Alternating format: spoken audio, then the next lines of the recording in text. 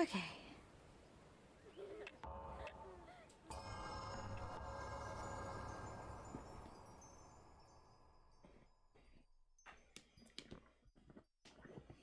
Probably I want to plug my controller in. It's been a little while.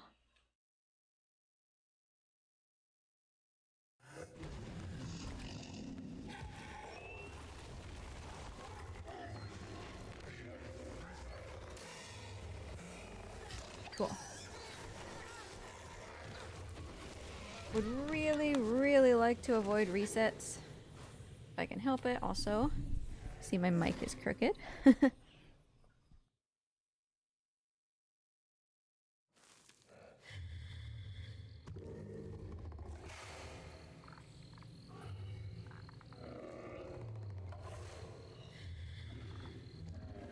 Let me make Mort a little bit bigger here.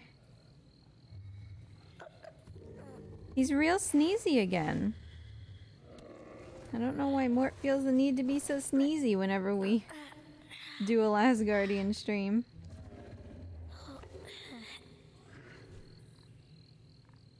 He's not usually so sneezy.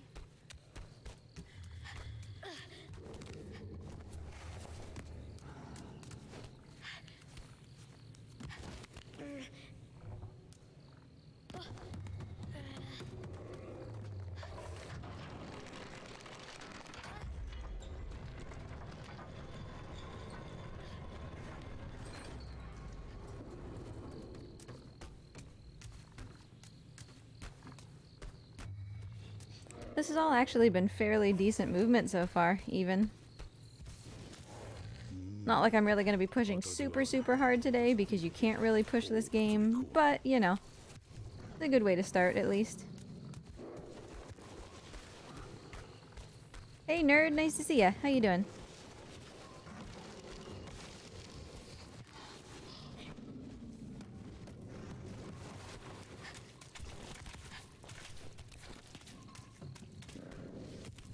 Do your thing, Treeks. Thanks for the boop.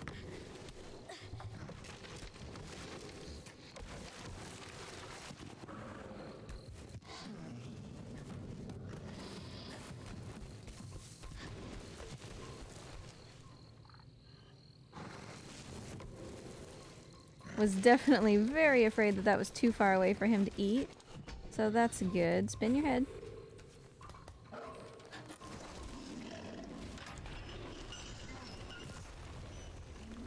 I'll just take the slower grab on the spear here.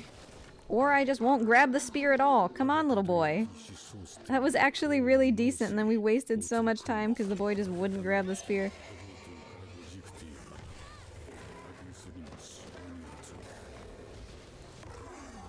Oh well.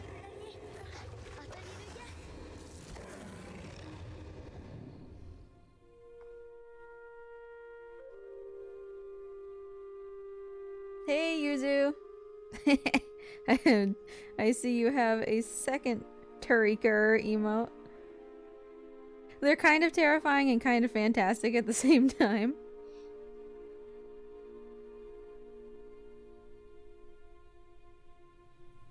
How you been?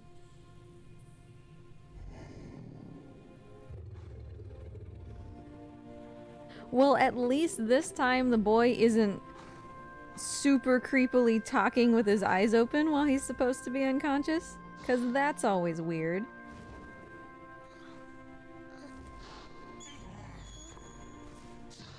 Doing adult stuff.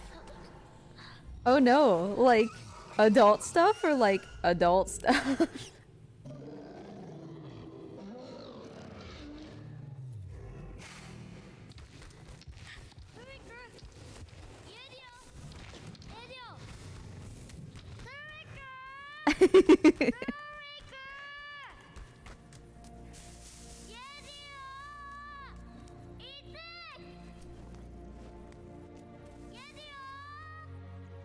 I don't know why I even bother with this jump. Like, if I would just sit down and practice it a little bit, I'd actually be like decently okay. But I only ever do it just like this once a week.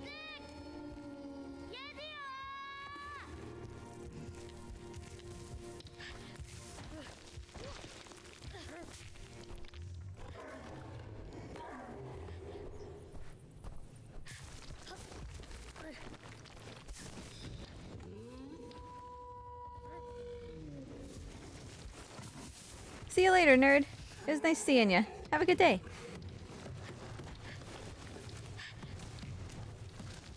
Yeah, and it's definitely a little bit counterintuitive too, because you actually kind of have to go out further, you know?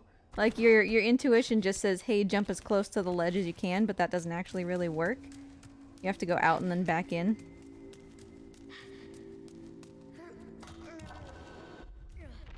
Somebody got the ledge grab in these splits.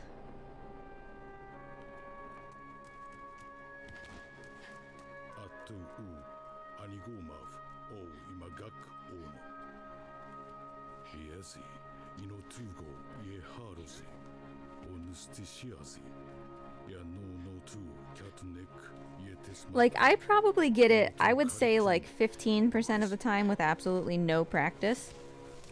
Which is pretty decent with no practice, but still like not anywhere near what I would call consistent, right?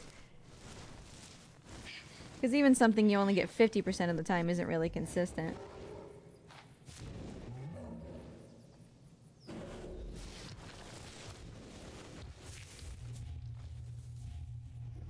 So it's definitely one of the things that I could work on.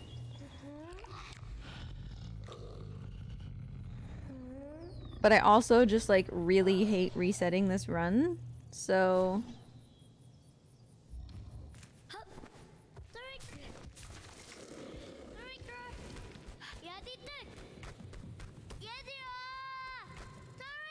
But yeah, somehow Satsu seems to get it like every single time. I'm sure that comes from lots and lots of practice.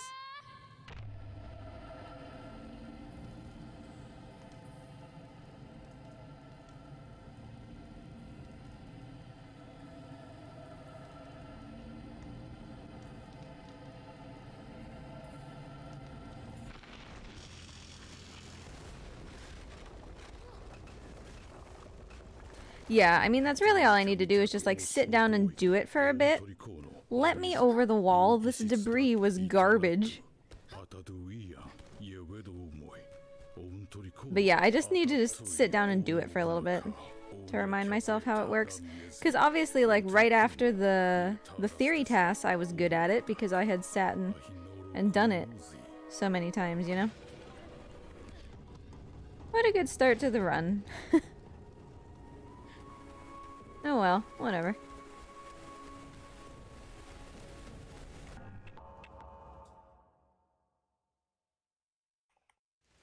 I don't know why I called Trico there.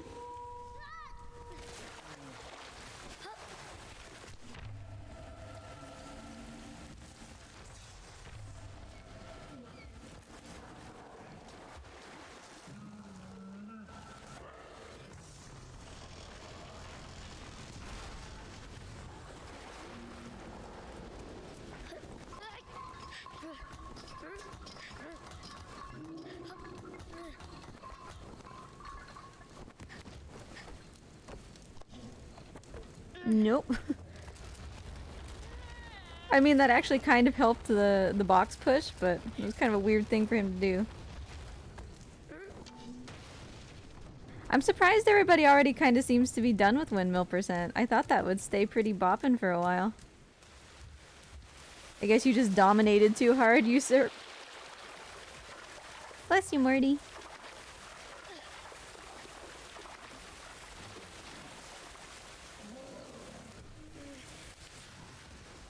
Ooh, nice throw.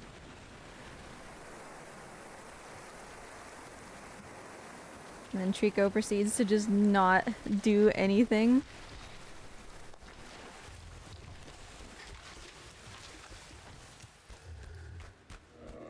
Hey, this guy. Nice to see ya. How's it hanging today? Ugh, I could be 20 seconds faster. What a boob.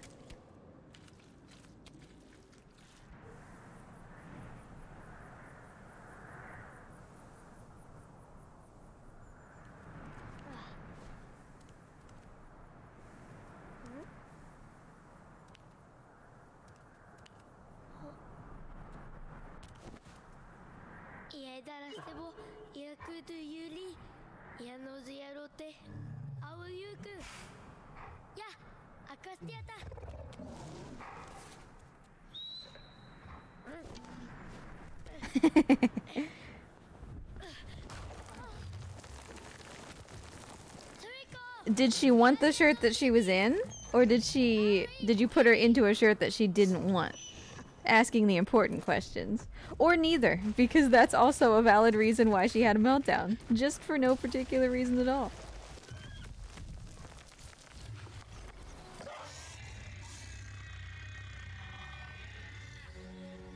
But yeah, there's so much weirdness that can happen in Lake that's like not even necessarily in your control. Just simple things like where the barrels fall, how quickly Trico comes to you, you know, what he does with his head when he's trying to pay attention to the barrel, like...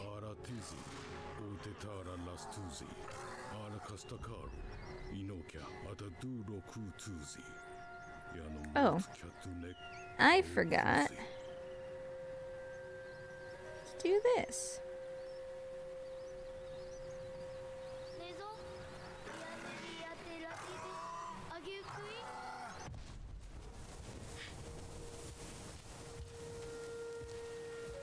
Okay, I hate this. Like, with a burning passion, I hate this section. It has been so cruel to me lately, and I just hate it. So, no lie, I am just gonna jump up here. Like, I don't even care. I'm doing it the slow way, because I'm not resetting.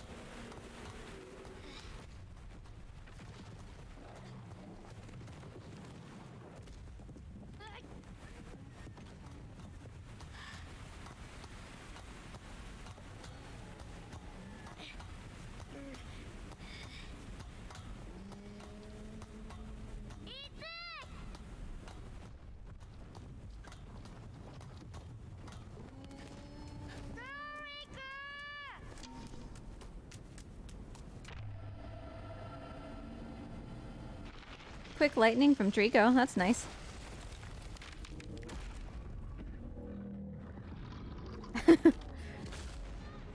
So she got a scratch on her tum-tum, and ever since it's been a no-go, huh?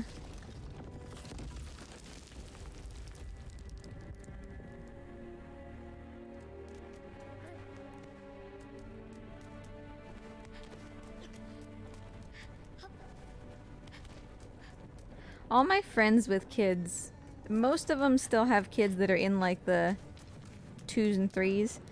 And I think that they're all definitely kind of the mindset, like, I'm so looking forward to when my small human is a person, you know what I mean? When like I can talk to my small human like a person and have a conversation with them.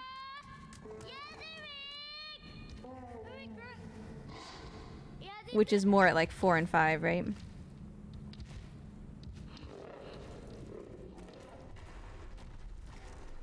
Because I guess they find that less overwhelming.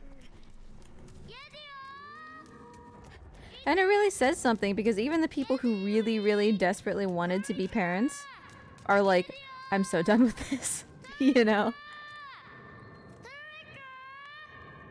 I do not know how people do it.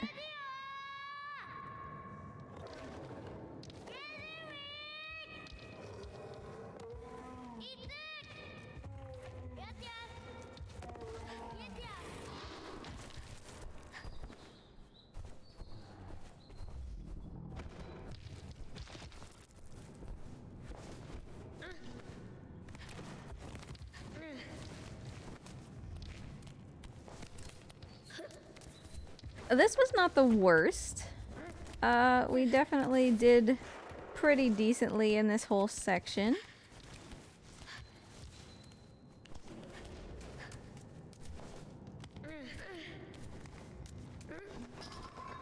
Was very afraid I was going to miss the chain, but you know.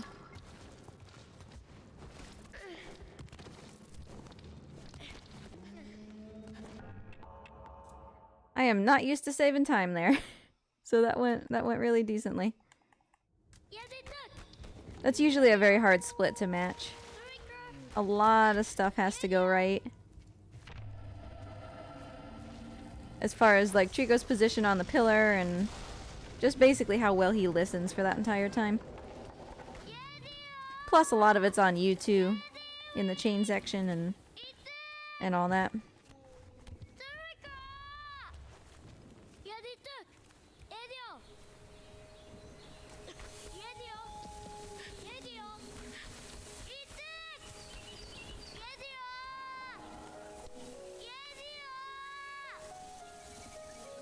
For sure, right? She gets big feelings because at that age, it's still kind of like almost everything that happens is like, this is the most whatever that's ever happened, right?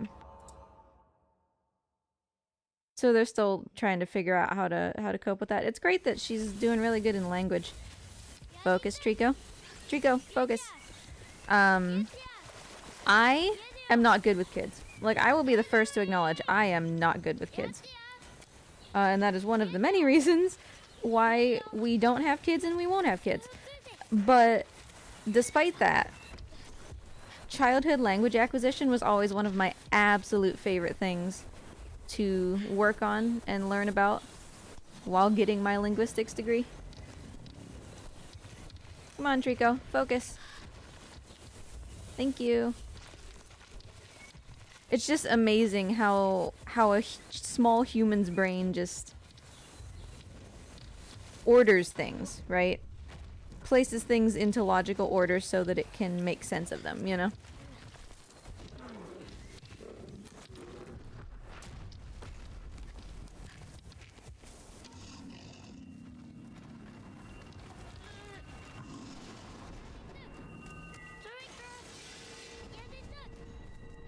Hey, Aiden. Nice to see ya.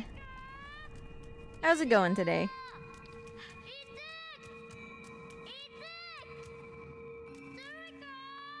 Focus. Focus. Eyes on me, Trico. Good job, buddy. Keep coming. Don't get distracted now. Thank you.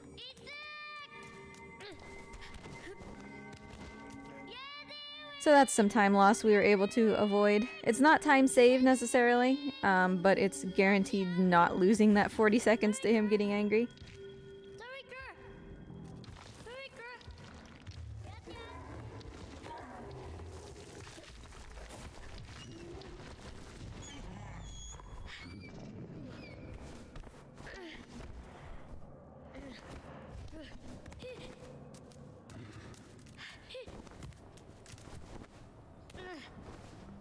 Nice grab too, on the lower ledge. That's always welcome. Really, Yuzu? Yeah, like that's... In that way I'm fortunate, right? Because I don't have the desire to have a family, so those two things kind of remain compatible for me.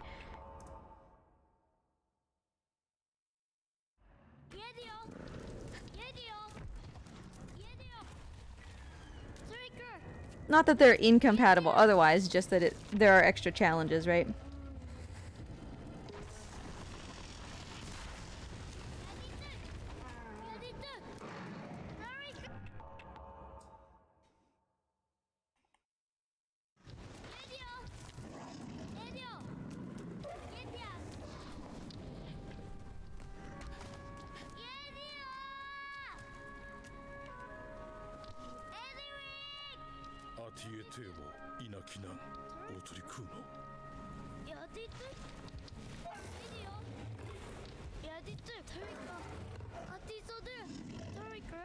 I like rainy days. As long as it's not freezing cold outside, I like rainy days.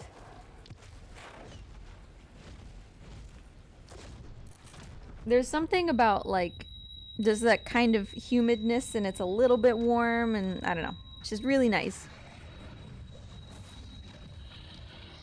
The smell of petrichor.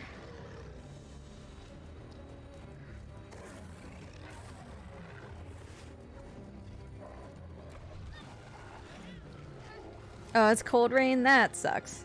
That's miserable.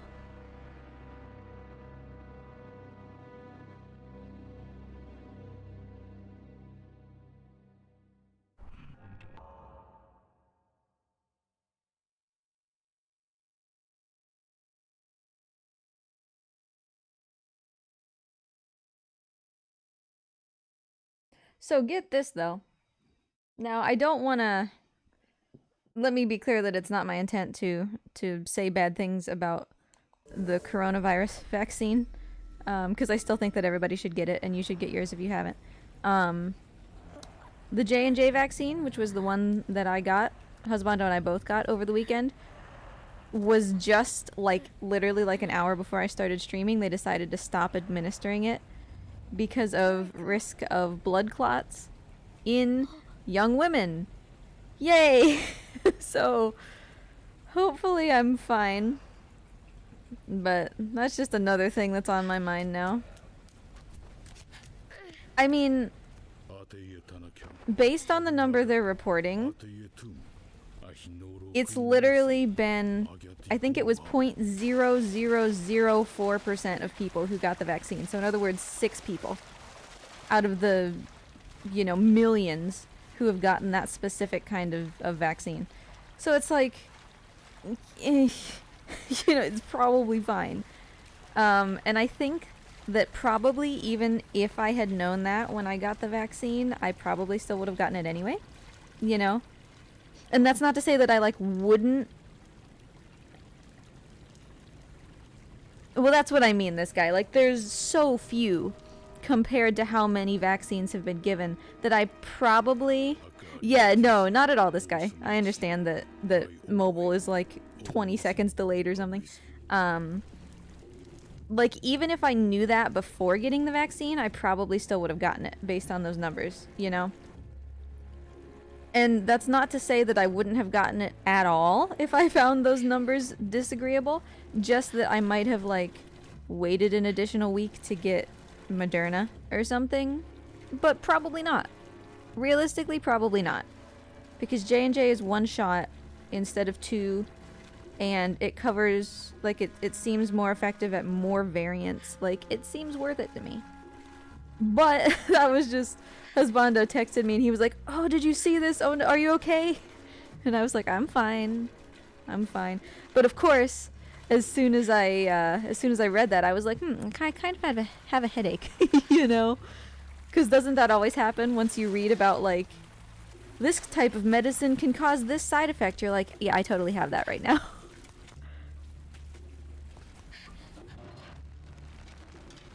Yeah, everything has risk of blood clots, right?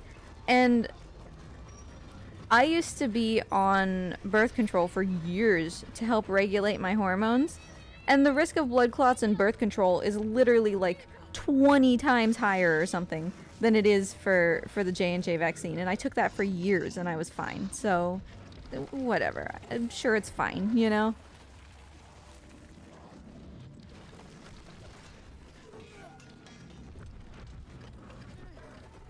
Trico, could you not, dude? Stop jumping backwards, you big old feathery biscuit.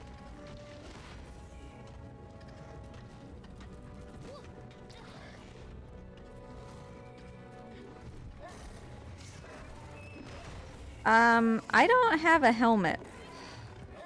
Trico, come in here, buddy. I don't have a helmet. Come on. Come on. A little further. Right there's not good enough.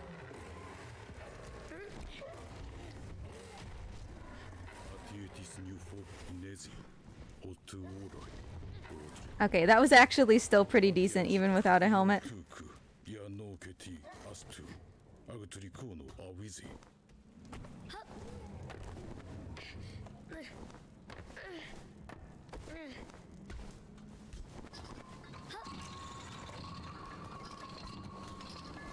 He was slow during the fight. He went backwards instead of forwards, which is not only more distance for him to cover when he eventually joins me, but also he just, like, wasn't fighting as much.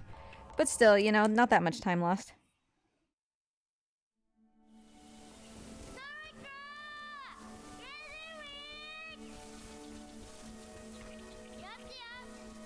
Hey, Holahero. Yeah, for sure. Like I said, I think that for the benefits that the J&J vaccine offers, even if I had known about the blood clot thing before I got it, I probably would still choose to get that specific one anyway. You know? Like, it's so statistically unlikely. Plus, as long as you know about the potential of that happening, you can be like, how do I feel today? You know, you can watch out for yourself.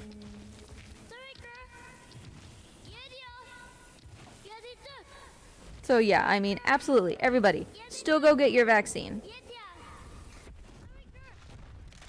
And I was gonna say go get the J&J vaccine, but they have it on hold, so go get your vaccine. Absolutely.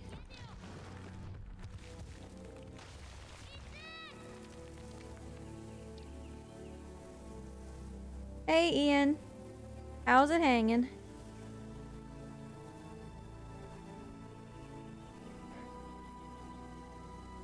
It really does mess with you, Usurp, you're right. I remember, for many reasons, I went off of it, but I have always been, like, fine. You know, I've never really had anxiety, I've never really had depression. I'm very, you know, fortunate in that sense. I became a super anxious, super depressed person after enough time on those hormones. Like, I knew that I had to get off of them.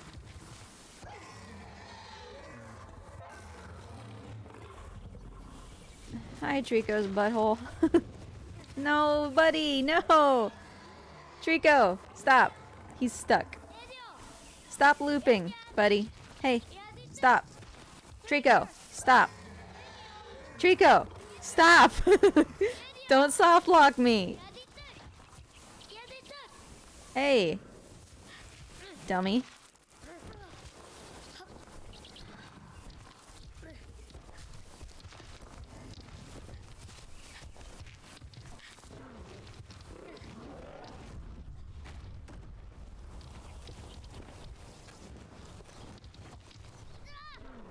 Ugh, what a weirdo.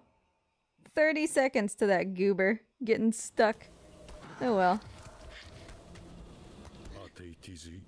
Trico is my vaccine.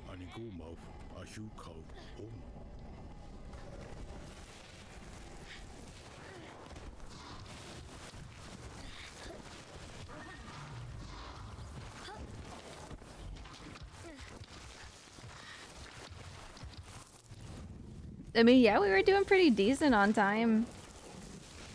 And then Trico had to be a butt biscuit, but you know. Trico will be Trico.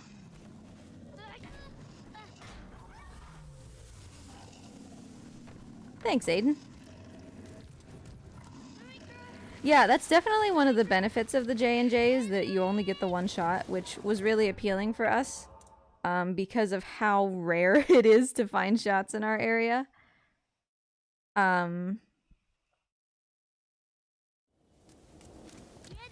Plus, then you don't have to go through side effects twice if you do happen to get side effects for both of them. I guess a lot of people, if they get side effects, it mostly only happens after the second one.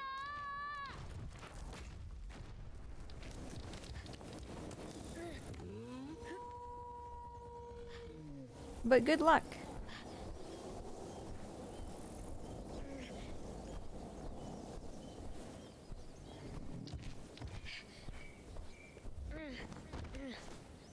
Woo!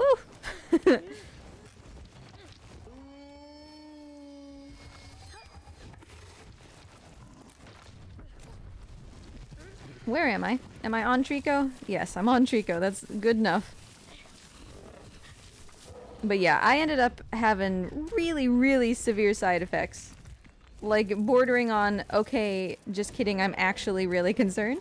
Obviously I feel better now, but that first day was rough, and I don't think that very many people, you know. I think that what I experienced was kind of an outlier, so that's good. I hope that most people don't experience what I experienced.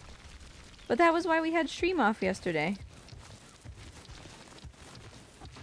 Because I was feeling better-ish yesterday, but I still, you know, I just needed some time to rest.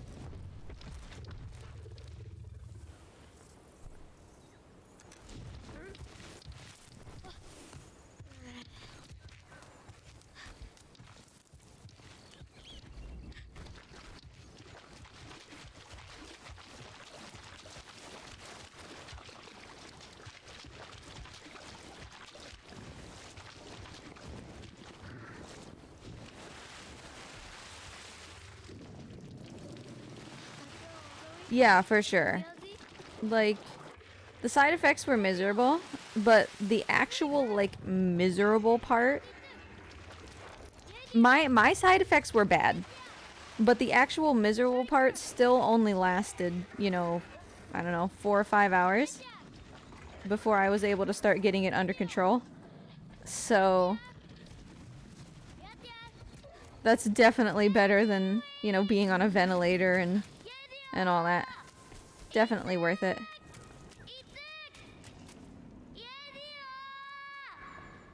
I didn't split. Trico. Focus, my dude. Focus. Yeah, I didn't split that. My bad. Yeah, I am feeling better. Like I said, I still have a bit of a headache. But aside from that, the rest of the side effects are mostly gone. I still have joint pain. It woke me up last night. It was actually, like, pretty intense overnight in my hip. But all of, like, the breathing difficulties that I was having immediately after the vaccine were gone basically the same day. Oh boy.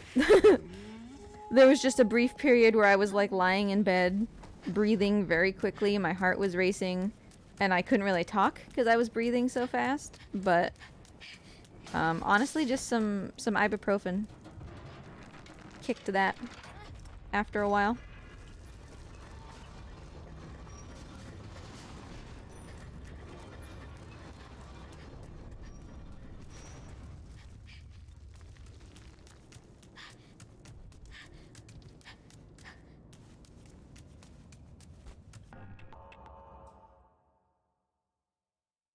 We could have been, like, almost a minute ahead here, which would have been really, really nice. But then Trico just wigged out and got, like, almost soft locked.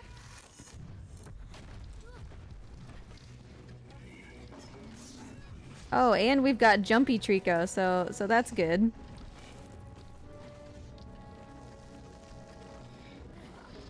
Jumpy Trico literally in the middle of nowhere as well. So...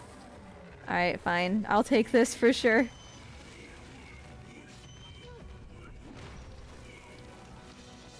See you later, Yuzu. Thanks for hanging out. This was not the kind of skip that I wanted to see, but... when does anything ever go the way that we actually want it to in this run? We'll just make the best of what we're given. I can never really get angry at time loss like that, you know, because it wasn't a me thing, right? Like, anytime Trico's behavior results in time loss, I'm just like, eh, okay. Because there's nothing I can do about it.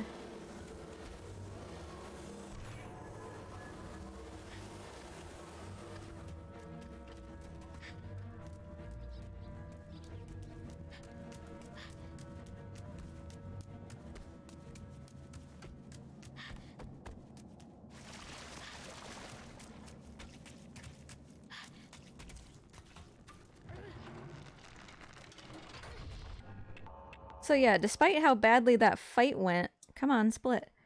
We didn't actually lose that much time. Especially considering that I just couldn't split there.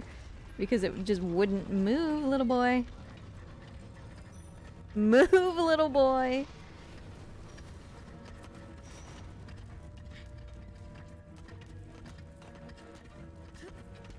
Oh, Tic Tac streaming Last Guardian? Well, I know who I'm gonna raid.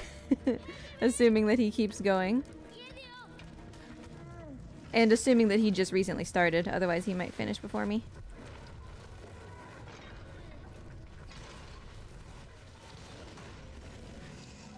Well, Trico is on the ball for this fight, at least. Focus. Hey, hey, hey, hey! He's down the hall. Unless he literally just killed everybody, which I don't think he did. Wait. Is he done with this fight? Is he done with this fight? Excuse me?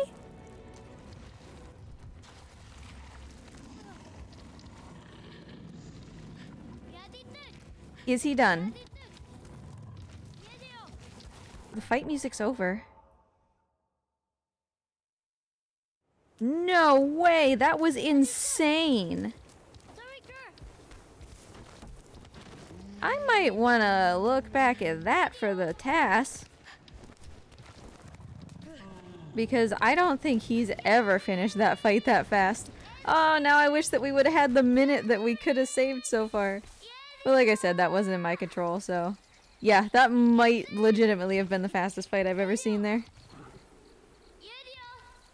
He killed multiple armors, like, per swing. I think he got 2 and then he got 3. So it only took 2 swings to end the fight.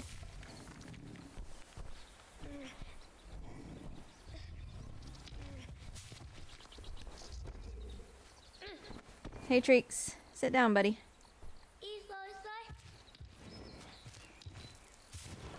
This is a weird position for him, though. I don't really want to make this jump, but he's not going to give me a choice. Ooh, that was close.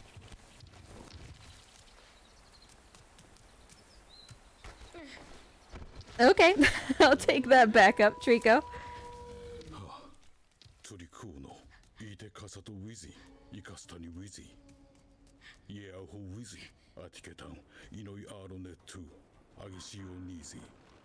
Hey Shadow Tash, nice to see ya.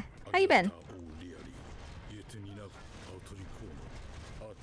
Yeah, if Trico just like basically wouldn't have frozen, like gotten that mini soft lock before Vine Skip, this would literally be like a god run right now. But as it stands, we're still doing like pretty decent. Obviously this was gonna be a gold because that was just an insane fight.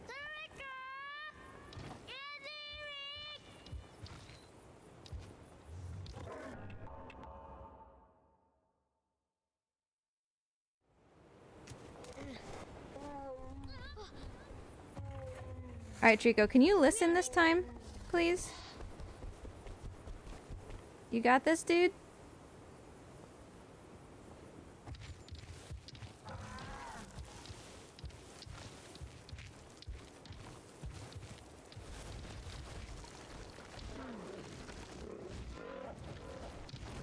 Mort will be back. He's around.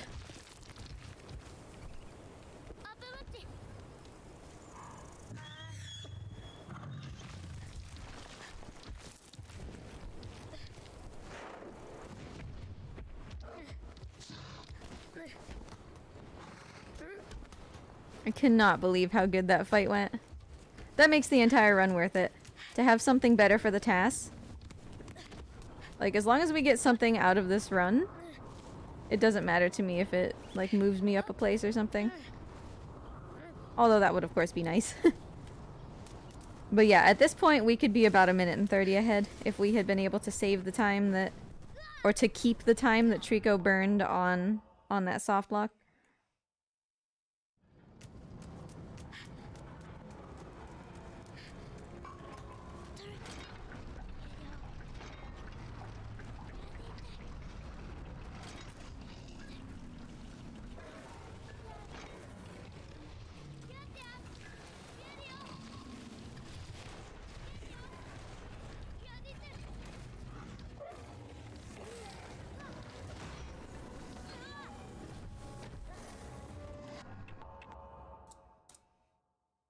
How did we lose time on turtle guards? There was no way that that was... Oh, I messed up there. It ended up being a call without the command. Yeah, there's no way that I did turtle guards faster than that before. Trico, calm thyself down, dude. Hey. Can you get up here?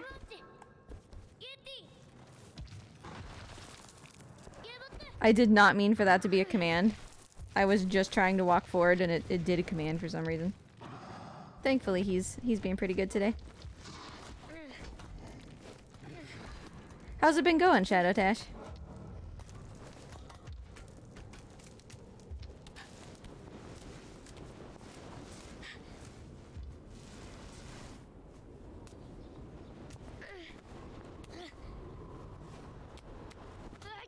Always got a pretzel up there for a little bit. Morty! Where are you, dude?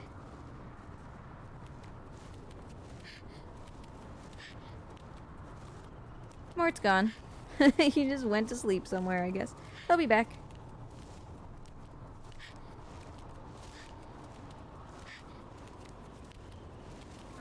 I'm actually pretty sure that I see him there in the cave. Yeah, there he is.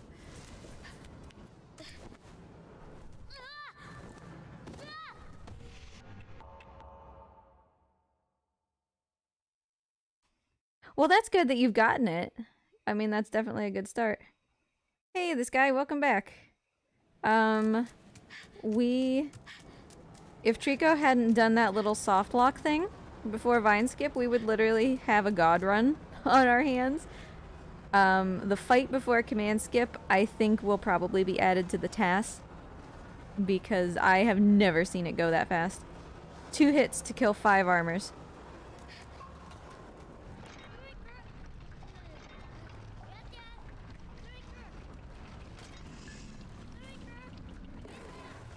I don't know how we lost time to turtle guards.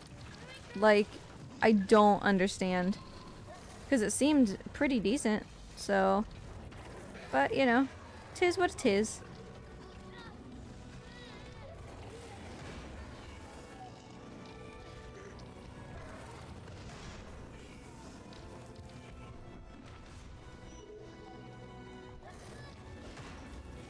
Well, that works too.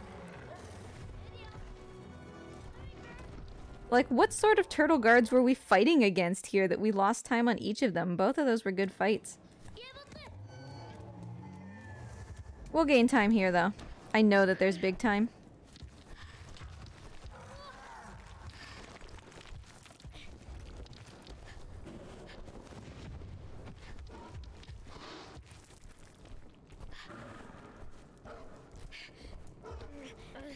Unless I want to be a daredevil.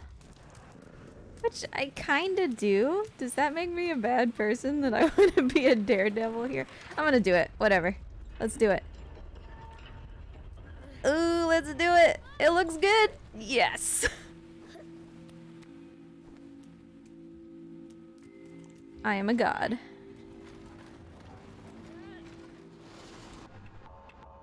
GG.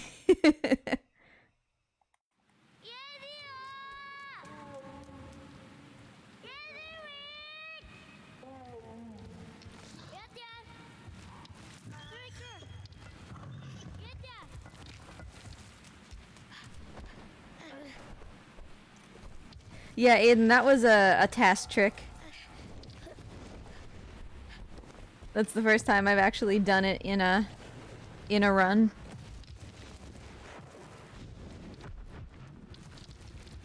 And it only saves like 6 seconds or something, so it's not really worth the risk, but...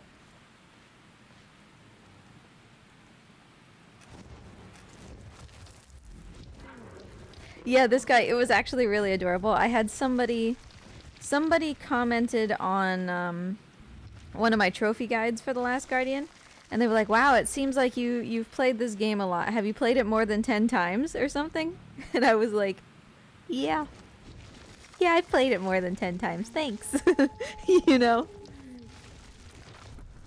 You can't task it in the sense that you're probably thinking. The task that I created was a theory task, so it was just me, you know, as accurately as possible cutting together a segmented run, basically. But no, unfortunately you can't task it in the normal sense, you know?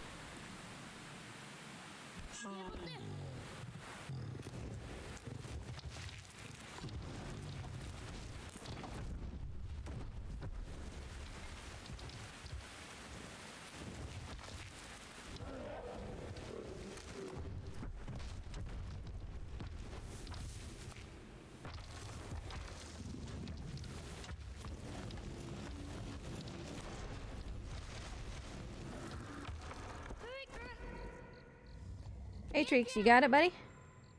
Stop. Focus. You got it? There you go. He's having a little bit of a hard time today, but he's got it. Yeah, someday I would love to be able to, like, for realsies task this, but we're still a long way from that technology, I think.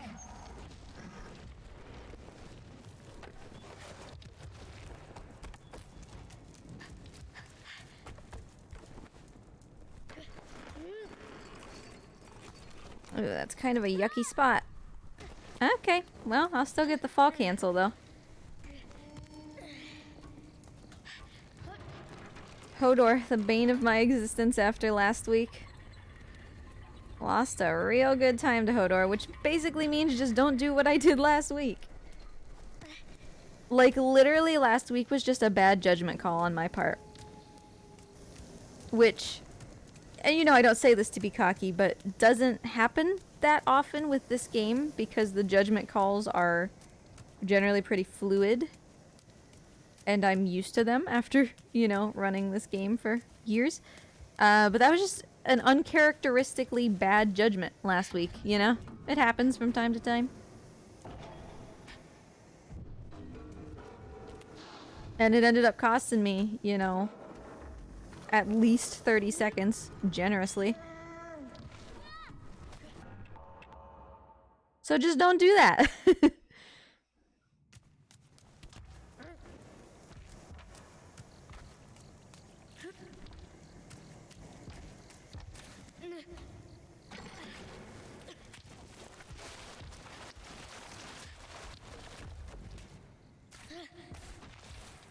Yeah, knowing that the potential to be 2 minutes and 30 ahead right now is like really phenomenal. Because it was all Trico. The reason that we lost that extra time was all Trico. So that's great to know that that time save potential is there more commonly, because what Trico did doesn't necessarily happen even the majority of the time, so I would say that most times we could probably maintain that time save. It was just that Trico was being a little bit of a butt. Yeah, it never does it, Draco? It remains the main point of concern for platinum percent, you know?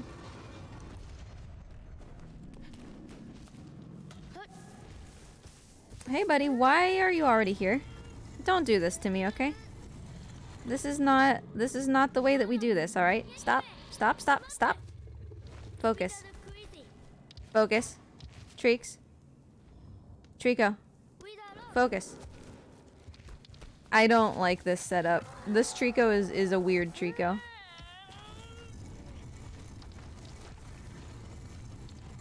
You can see that he's very confused. He's not in the spot that he's supposed to be.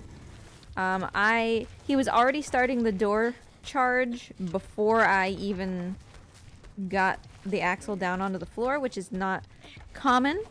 So he may just drop this and we may have to do it again.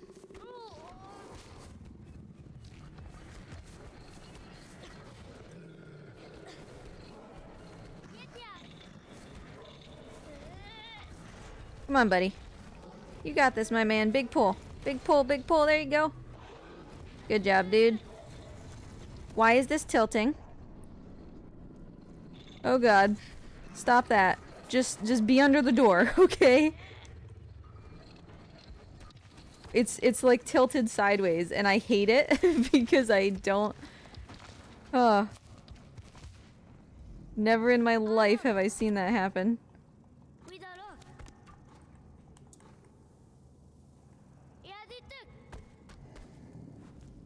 Treeks, you coming?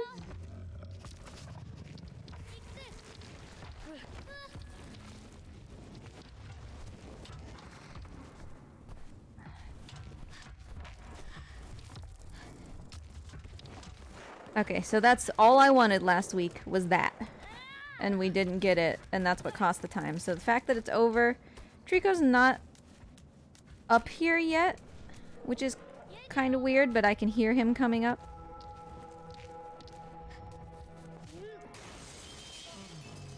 So I actually don't mind being in front of him because then there's no chance of him knocking the helmet out of my hand. Yeah, he was definitely being super weird during- okay. During that bit. Could you brake, please? Thank you.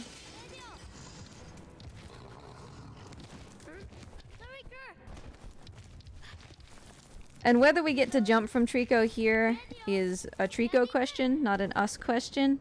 It's looking like a no. Hey, buddy.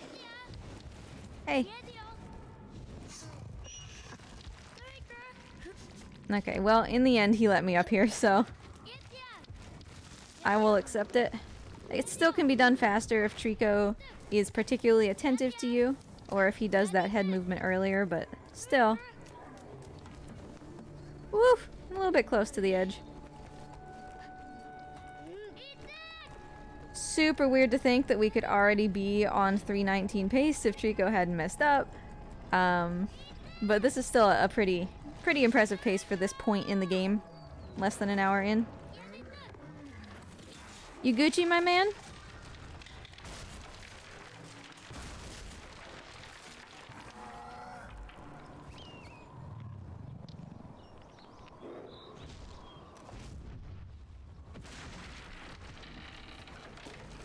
And of course, what makes this exciting to run is that anything can happen at any time.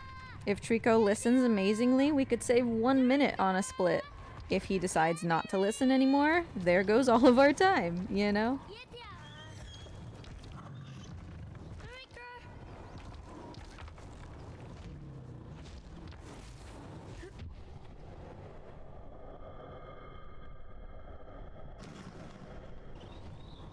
If he drops me during one of these. Because one of the really interesting things, if you didn't know this about The Last Guardian, is that none of those things that happen, anytime that a cutscene, in quotes, plays, it's not actually a cutscene. It's not like a pre-recorded event. It is the game making the models go through motions. So that means that technically every cutscene is unique. Every scene where Trico or I do something, it's happening in real time. It's not like a pre-recorded thing. Which means that sometimes it can mess up. Sometimes, you know, the models don't do what they need to do. Sometimes Trico doesn't listen, you know. So even the cutscene things, the scripted things, aren't guaranteed to go the way they're supposed to. It's just very, very rare that they don't.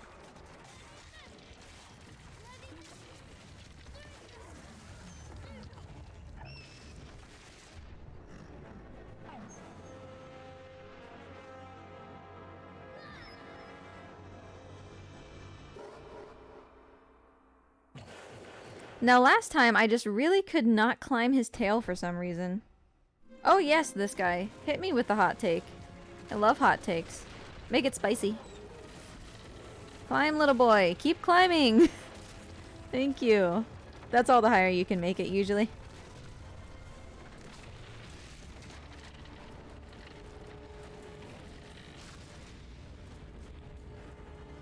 Hot chocolate is weird, this guy. 'Cause like, it just... I feel it just never tastes good if you make it with water, right? And then if you make it with milk, it's super easy to scald the milk, and then it basically tastes like it was made with water anyway.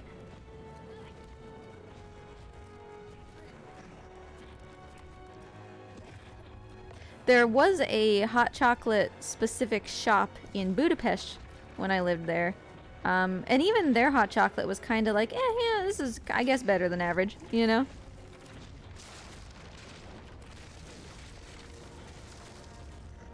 Yeah, it's too thin. Exactly. Like, I don't know. I guess maybe it's just a matter of, like, nobody uses the right proportion of... Could I move? Nobody uses the right proportion of, like, flavor to milk. Because when I make hot chocolate, you know, if you just buy those, like, low-quality Sara Lee packs at the store or whatever...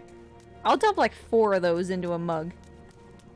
You definitely need a lot in order to make it good. Yeah, I lived in Budapest for a while. I was a voice actor there. So if you're ever learning English in Budapest using Hungarian textbooks, it's my voice that you hear on the educational, like, sample English conversations disc. But I went to university there for a while.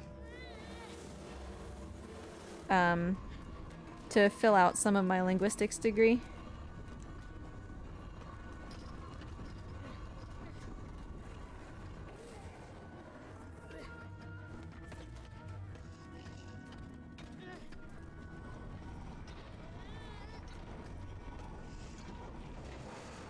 Also, somewhere out there is an app where you do exercise while like listening to, I don't even know how to describe it, like it's like a video game but you're exercising. And my voice is on that too. It was like, for example, you're a secret agent and I'm like talking to you on the phone and suddenly you're being chased and I'm like, oh my god, you gotta run, you know? Like, I was a voice for that too. I do not believe I can tell you what the app is called. I don't know if my NDA is still in effect, but just in case. It's been a while. It's probably a 5-year NDA.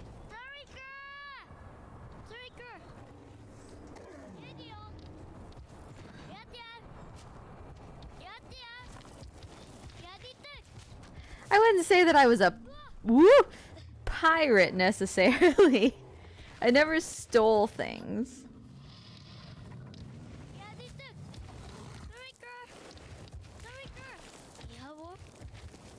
And I never drank rum. I did hallucinate, but not because of rum. That was because of tiredness. And the captain made fun of me about it later.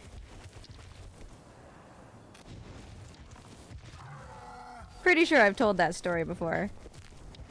But it was like one of the very first days that I was on the ship. And it was the worst possible time for me to join the crew. Because it was literally right before we went through the locks, which would be the Welland Canal into Canada. If you don't know how locks work, sometimes when the level of water in one location is much higher or lower than another location, you have to go through like a series of like holding areas where they raise or lower the water so that you end up at the same level, you know, as what you're trying to get to. So that you don't just go down a giant water slide, basically, in a giant boat. So we were going through the canal. And it sucked.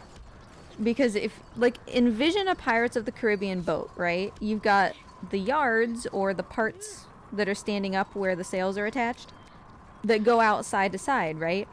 Well, if you're in a thing where the water is gonna lower, and you're gonna go down into like a holding bay, those things can't be sticking out to the side, or they're gonna get caught on the edges and they're gonna break off. So it sucked. We literally had to like disassemble the ship. We had to take those down, tilt them downwards, and it was the most labor-intensive process I've ever done for anything. And that's what we were doing right when I first joined. Are you kidding? I was on there. Grab it, little boy. That's what we were doing when I first joined the crew. So needless to say, I was exhausted the first couple days that I was on the ship. And we were working it's the backwards thing. You saw me teleport backwards in space-time again, did you not? It's the second time now that that's happened. Why doesn't this work? Why is this not working today? Oh, I could have solved the puzzle already. Anyway, I'm committed to this now. Little boy, would you jump? Anyway, finish the pirate story. So, I was working, you know, very hard to do all this work, and I was exhausted. Because we were staying up for, you know, like 18-hour shifts or something. Thank you. And so I was on watch. Charlie watch, so that would have been early morning. And it was like 3 a.m. or something. So it was the time of day where the sunrise is kind of just that weird, eerie color. And I hadn't slept for like 36 hours or something. And I saw, keep in mind this was June in America. So, you know, it was like 75 degrees, 80 degrees. And I saw a cloud on the horizon but it was in the weird light of dawn, you know, where it was like barely light. And I looked at it and I was like, what is that?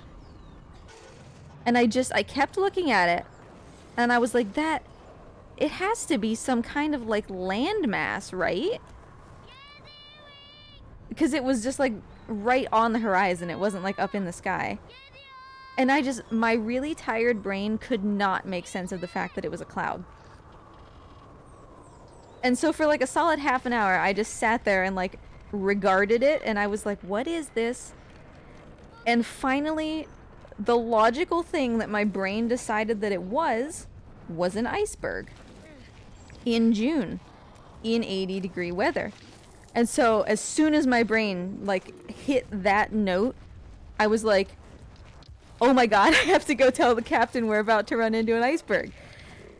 And I ran back to the bridge, which is where the captain was standing. Keep in mind the captain was standing there, which means he could see it too, and he was not concerned at all because he wasn't a dumbass who thought that it was an iceberg. And I ran back there and I was like, Captain, you know, there's a goddamn iceberg. And he was like, I'm sorry. And you know, thankfully he understood that I was just like really tired and was not making sense. So he was just like, thank you. You can go back now. But I was convinced, dude, I was convinced that we were all gonna die.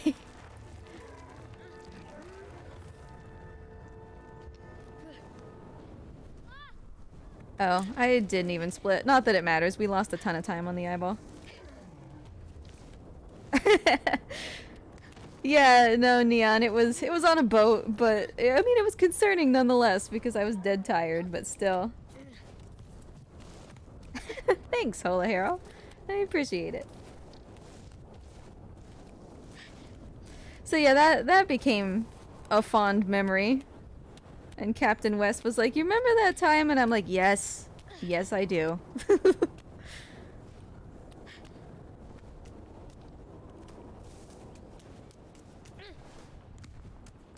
But I still didn't get to go to sleep after that, by the way. Like, my watch was over. I spent about an hour on watch and then about another hour on the tiller, which is how you steer the boat. And then by that time the sun was up, we were getting ready to have breakfast. And I had this little paper bowl of breakfast that I was holding. And I couldn't do it anymore. Like, never since have I been so tired that my body just literally shut me down. But I was holding my bowl of breakfast, and then I was just out. And one of the able-bodied seamen, Neil, caught me falling forward and was like, I'll take your shift, just go to sleep. Which was very kind of him.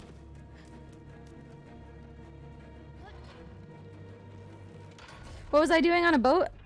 So weird story about how I ended up on the boat. I just asked. And that was it. When I was in middle school, I read a book called The True Confessions of Charlotte Doyle, which was all about a girl on a boat. And I was like, this is the coolest thing ever. I want to be on a boat. And so, conveniently for me, about 50 minutes from my childhood home was a giant tall ship that made home port there. And so I went and I talked to the captain and I was like, hey, can I be on your boat? And he was like, will you work for free? And I was like, yep. And he was like, okay. And then I was on the boat.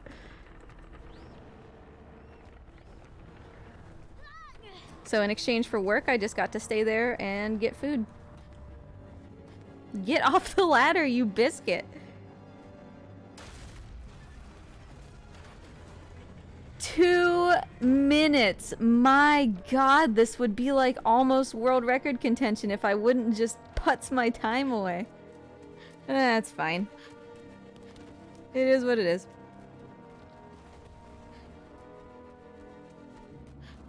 So yeah, it was literally because of that book, The True Confessions of Charlotte Doyle, that I got into sailing and have been into it ever since.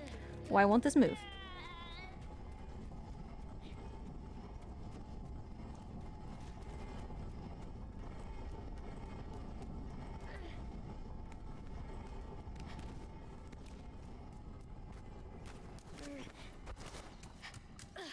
And Neil, by the way, the one who caught me when I was falling asleep, ended up kind of being a weirdo, like in a mostly good way. I have pictures and also distinctly remember one particular time. So on a boat, right?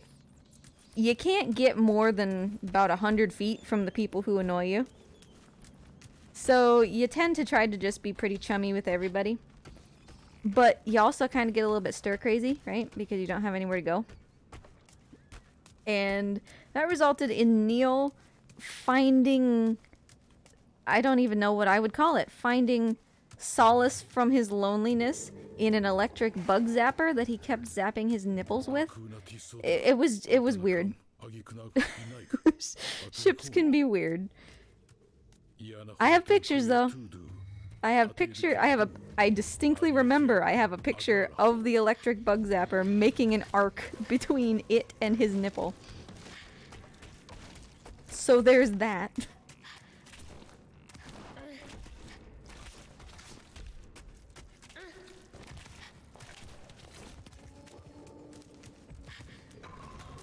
But yeah, I mean, it was a really good experience. And the boat that I sailed on, if you would care to look at it, was called the Flagship Niagara.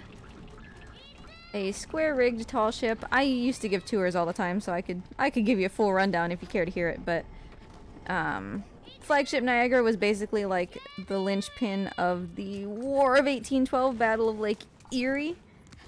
After the Lawrence was sunk, Commodore Perry moved to the Niagara and won the fight. I've shot the cannons. Whatever floats your boat. Hey, Belvin. Sorry, I was super focused on what I was doing. Yeah, he can definitely be really frustrating. Like, even in this speed run, I've already lost, like, minutes to him and his shenanigans.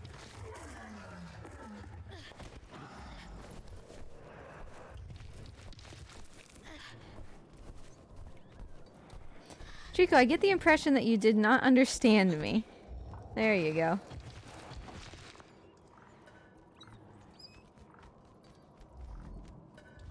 Enjoy your lurk, Aiden. Thanks for hanging around.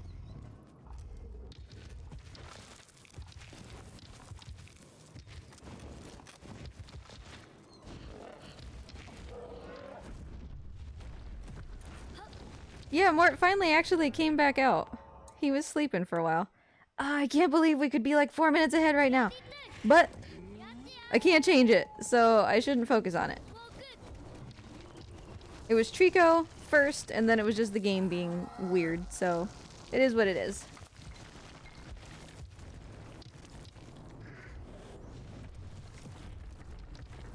But yeah, like, I promise people, all you have to do is be like, tell us a boat story, or tell us a travel story or something, and I love telling stories, so...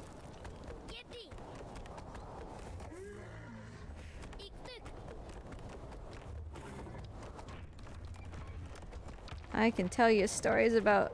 Go Trico, go Trico! Go buddy! Go buddy! Yeah, he was so close. He was so close to doing the cutscene skip. I can tell you stories about shooting the cannons, and...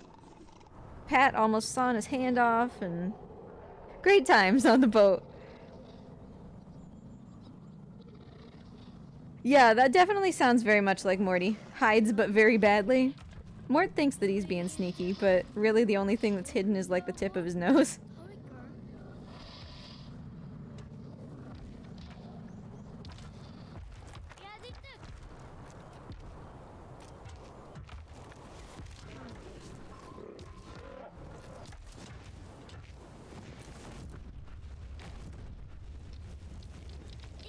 Focus. Thank you.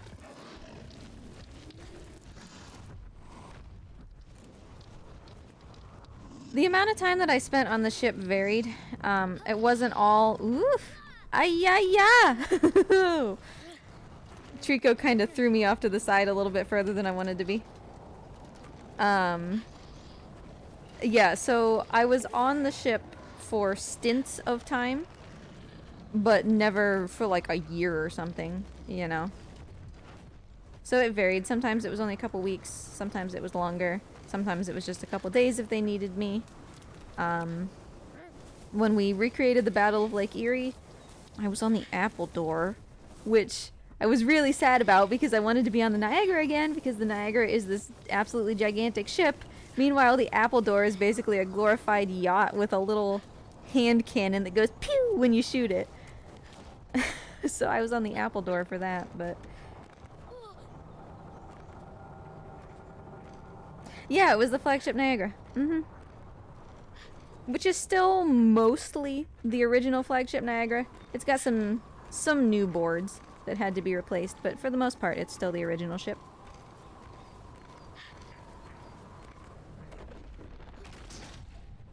The captain's cabin is still, like, 99% the original ship.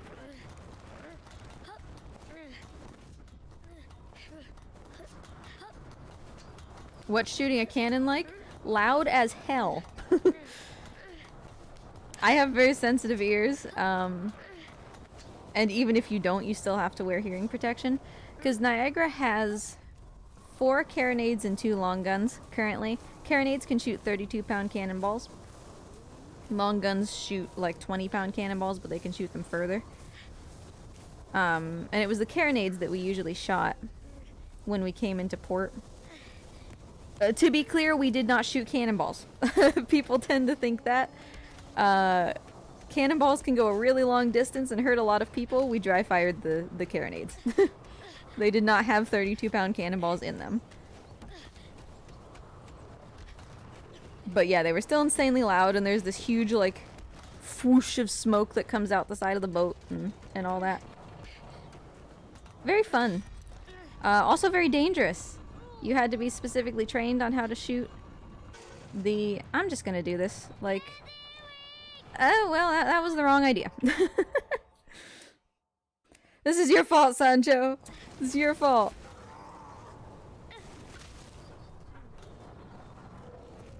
It ended up being basically the same anyway. You had to be specifically trained on how to shoot the carronades because they're dangerous. Because when you shoot a gun, right, it shoots backwards. Like, it propels itself backwards from the force of the shot. And if you're standing behind the carronade and you get hit with that, you're just dead. Like, that's just it. You're dead. So, you definitely had to be trained on what to do.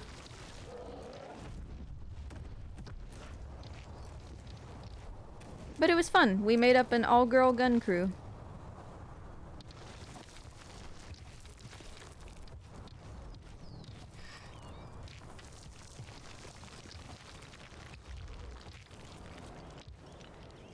I mean, it was for fun in the sense that it was fun for me, but it was also, like, it was as a volunteer, because the ship is staffed by volunteers.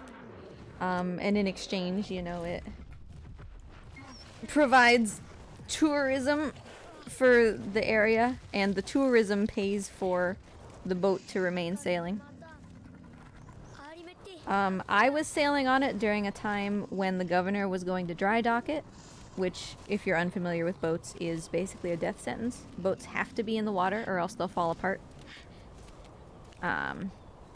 So my working on it primarily during that time was to try to stop that from happening, to lessen how much they had to spend on the boat while they convinced the governor not to defund it.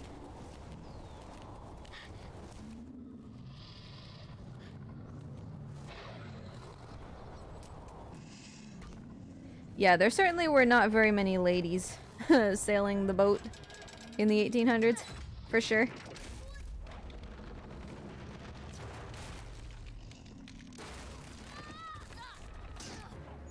All-girl gun crew.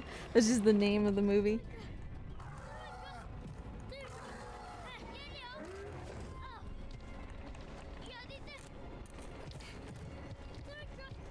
Also, thank you for the follows, by the way. I was yammering away so loudly I didn't hear the notifications, or they didn't play. I hope that they played. I hope that you got to see them.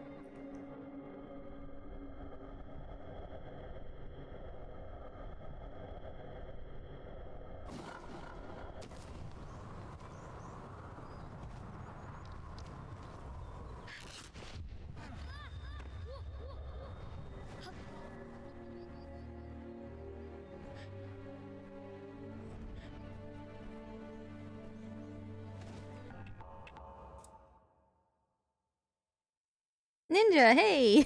Nice to see ya. How you been?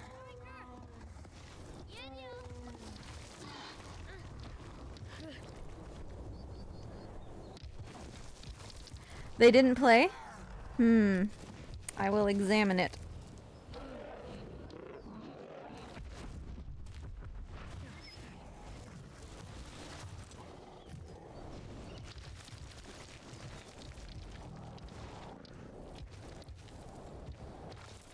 Let me see. Because Trico will climb this tower basically on his own, so let me see. I'm gonna do a test follow, which basically will just say that I'm following myself, and we'll see if it plays. There it is, okay.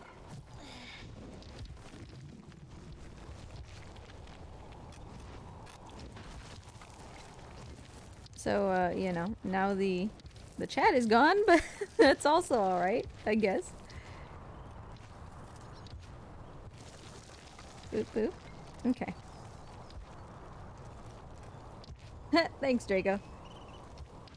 Alright, it seemed to have worked. It cleared the chat temporarily, but hopefully that means it's working now. Oops, I didn't tweet about doing my run. Haha, I know how to stream.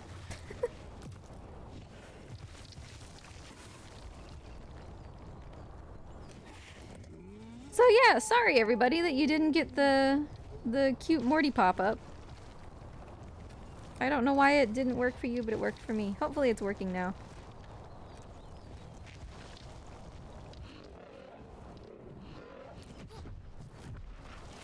What is social media anyway? Yeah, like I drafted the tweet and it's just been sitting here for like an hour.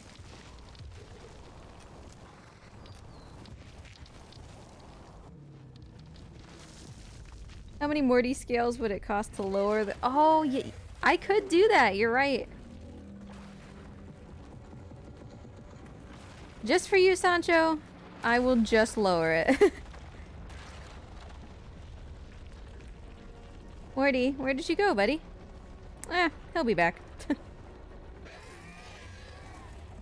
It's 900? Okay, hold on. Hold on, that is not Gucci. Thanks, Ninja. It's nice to hear from you.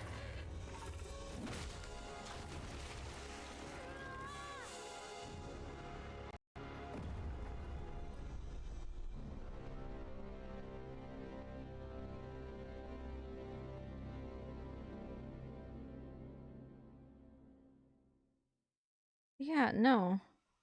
Forget that. 900 my buttocks. There you go.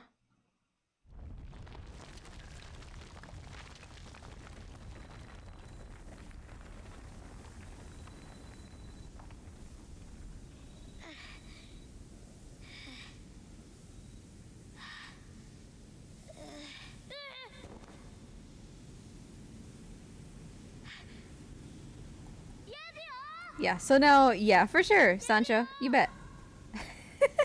Morty just has bunny ears coming out of his forehead. Yeah, I didn't actually know it was that expensive, because it's in a different section of the dashboard, like it's further down, so I completely forgot to even look at it. It should not have been 900 points to do that, that's absurd.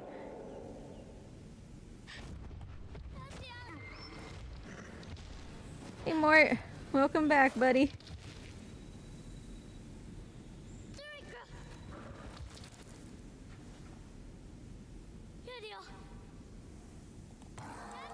Mort's just going to sleep in his log, it looks like.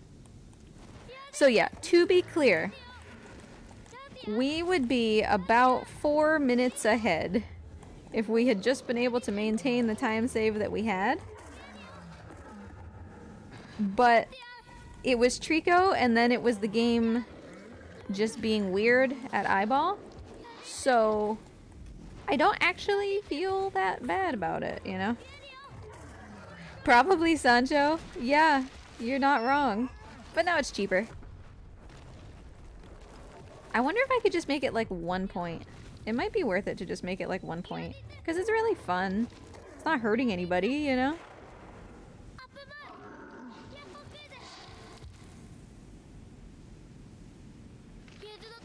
Come on, Draker.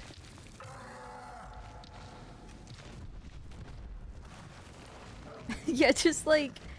You can't do Sunglasses Biscuit anymore, which does make me sad. Because Sunglasses Biscuit was like the true champion of this channel. But you can at least still do Biscuit with exclamation point B. But Sunglasses Trico is a pretty darn close second.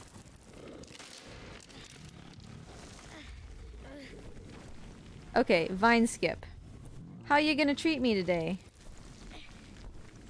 My inclination is to say not good because Eyeball was really, really weird.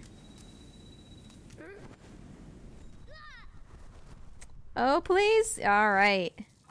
I dig it. First try Vine Skip, no deaths.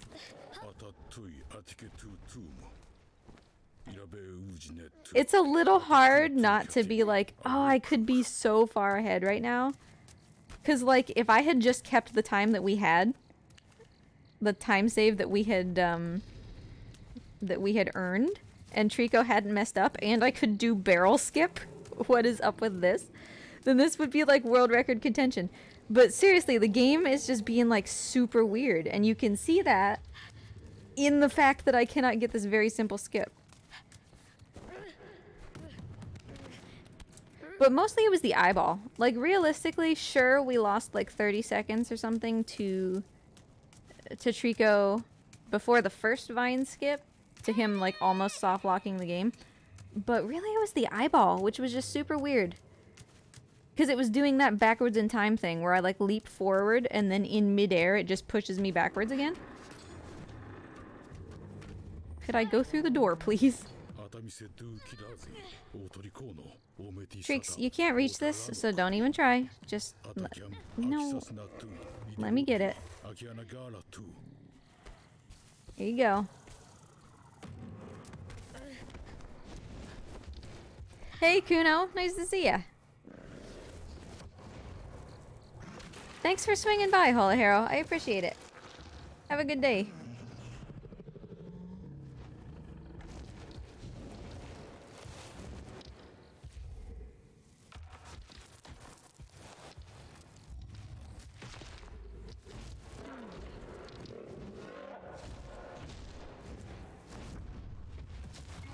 Yeah, I really should just make like another chat command. Just like exclamation point SB for Sunglasses Biscuit.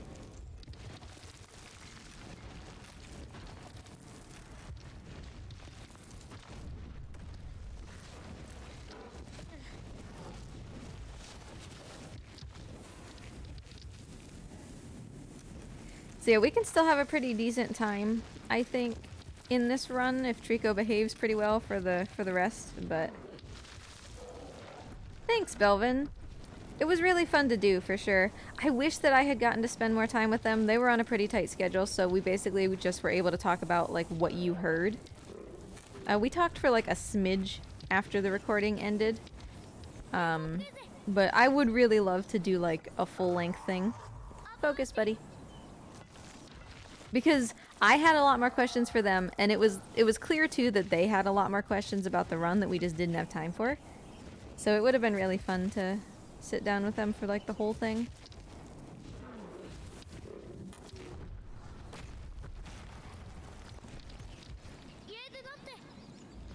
You got it, my man? That tells me no. Alright.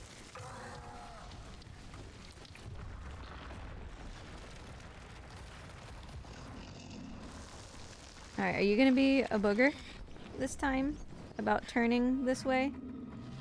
The answer appears to be yes. But that was still a pretty good jump.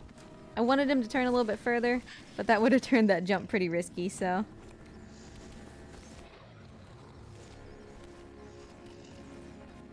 Yeah, it was nice. The devs are pretty active with their community, and they are, like, low-key aware of speedrun stuff. Like, I think you get some games where the devs look unfavorably, right, upon speedrunners. But for the Pathless, it was very much like, they said, you know, we knew that speedrunners were going to use this trick, and we were just like, it's fine, just leave it in, you know. Which is always nice. Because that helped to relieve my fear, right? That I was going to reveal something that we did, and then they were going to be like, no, we're going to patch this out. That's not supposed to happen, but they're not that kind of team.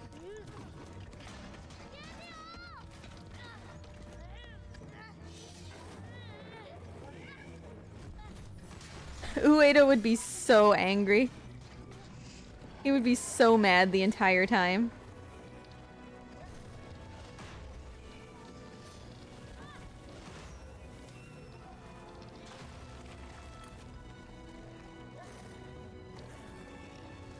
Trico, you need to take care of this guy, dude.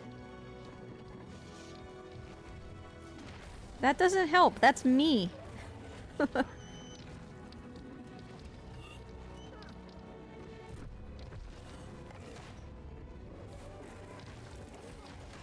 There you go.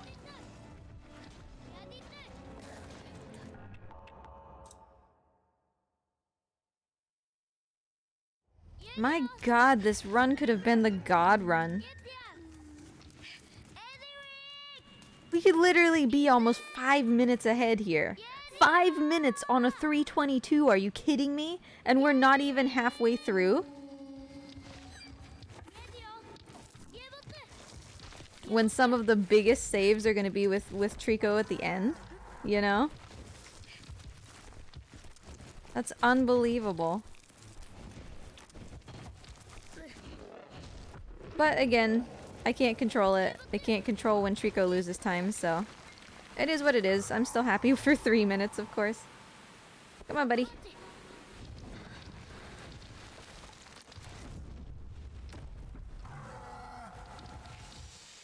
Yeah, it's a pretty long run. My PB is a 317, low 317, but I run against splits that are not my PB because it's very frustrating to... Like, when Trico can lose time at any point for no reason, it's very frustrating to run against your PB, right? Because you see yourself just hemorrhaging time and there's nothing you can do about it. So I tend to run splits that are a little bit higher than my PB. We're still on a very good pace, though.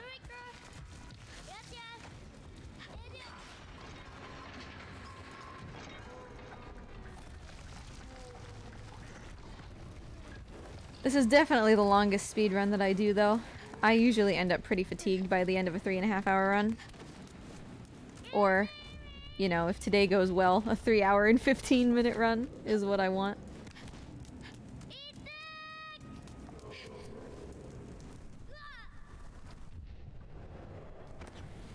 Ooh, come on. No, no, no, no, no, no, no. Okay. I'll take it. That's still better than just landing straight in the center of his back, but boy, that was spooky.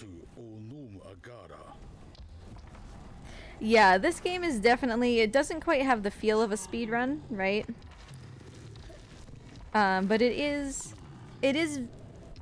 How do I describe it? You can finish this game very quickly without being a speedrunner, right? Because there is even that trophy for finishing in less than 5 hours. But there's a lot you can do to make it even faster. And it's not always super apparent, right, in a game like this. Because I can guarantee you, basically every second of this run, I'm doing something very intentional to make Trico, you know, behave. And that's basically what makes it a speedrun, is just that. That little skill set, more so than the time.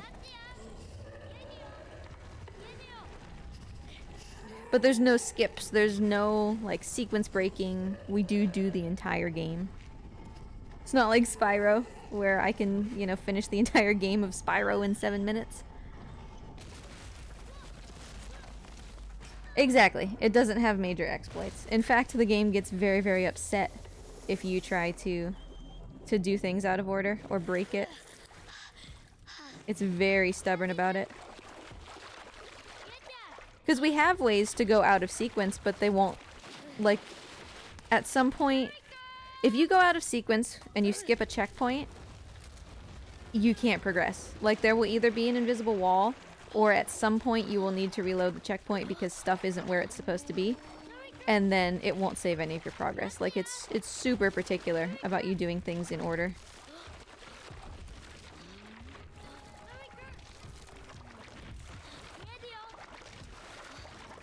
Alright, come on, buddy. Quick puzzle. Give me a quick puzzle, my dude. That was hella quick, my man. Was that fast? That can't be faster than the task. But I think I was up on the box for the task. Wasn't I? I will have to double check that. That at least rivals the task.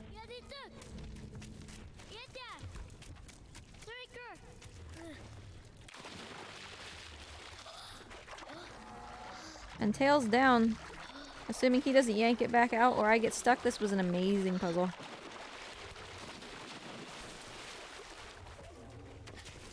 Give me the tail.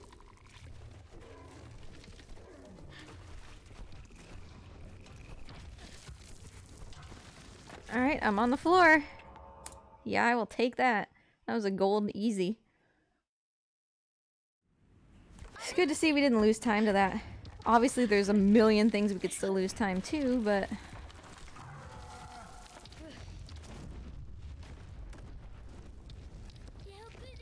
Good position on his back there. No climbing required. We got boosted up by his elbow as he jumped.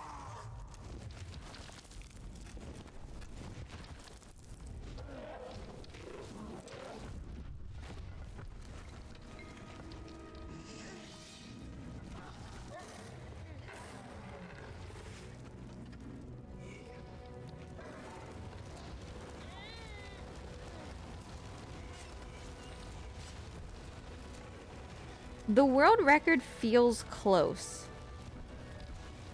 You know? Like, I've been having a series of good runs, but I know from experience not to push it. You know? I know from experience not to grind it, or I'm just going to get very, very angry. Oopsie. We still have plenty of time to do this. Trico still has to turn around and realize he's hungry. Like, it's fine. Could you not, though? Because now he is ready. Almost.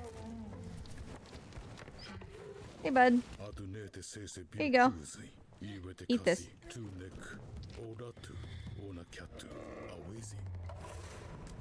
But yeah.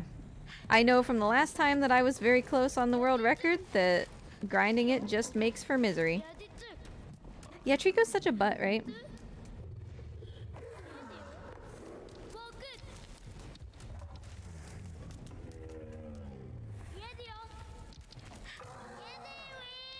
And like I've said a million times, right? Like, I only have like 80% control of this run. The rest is Trico and the game. Because you saw the game kind of mess with me even earlier at the eyeball. With just like pushing me back through space and the boy not grabbing. Because there is no grab button, to be clear. So just things like that, right?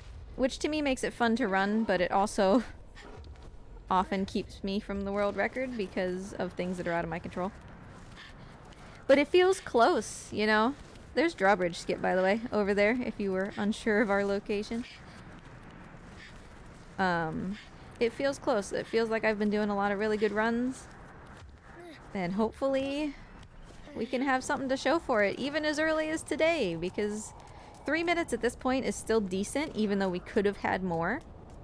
Like, there's still save to be had, for sure.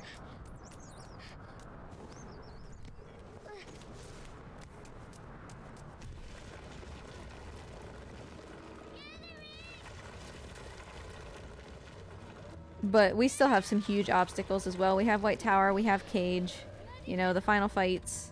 All of that can be a huge time sink or a huge time save, which you literally do not know what you're gonna get in this run until it's over, which keeps it very exciting.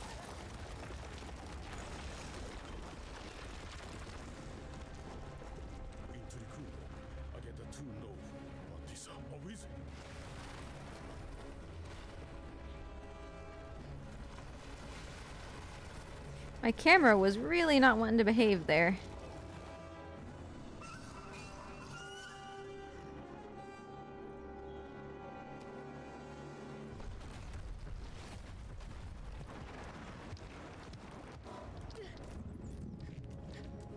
Could you stop? He just was getting stuck. Hey, buddy. You got it? I don't care if you grab me or not. Either way. Just focus, okay?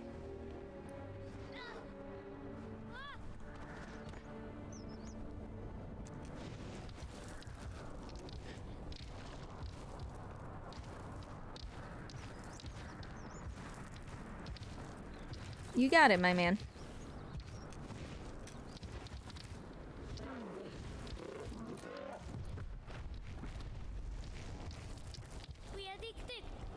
Focus. Good job.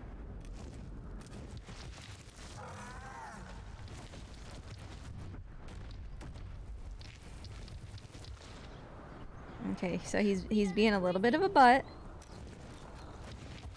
Alright, but we were able to recover from it. That might have been a little slow. We'll see. So I'm trying to trigger a glitch here. It's basically the only glitch in the run. It did work, thankfully. So we only have one of the armors here to fight instead of 4. And it will be this final one, who does not have a mirror, and in fact the mirror doesn't even appear, so makes this fight much easier. That's basically literally the only glitch in this entire speedrun.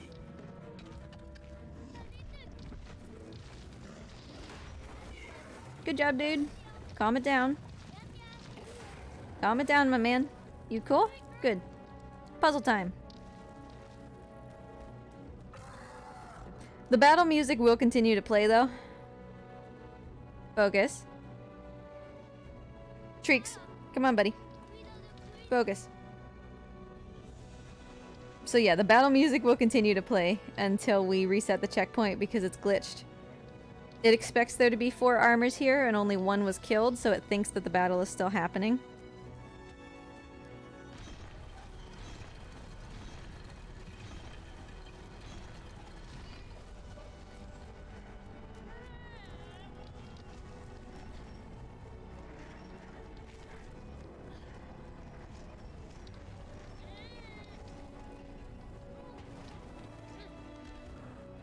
You ready, buddy? Taking the long way around, are we?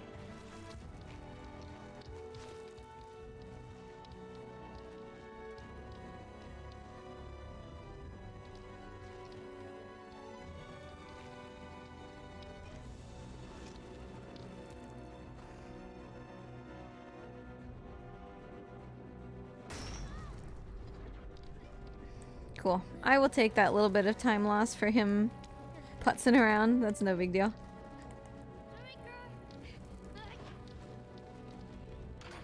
So yeah, battle music for a little bit longer. Hopefully he listens relatively quickly here and we can get the reset and clear out the battle music.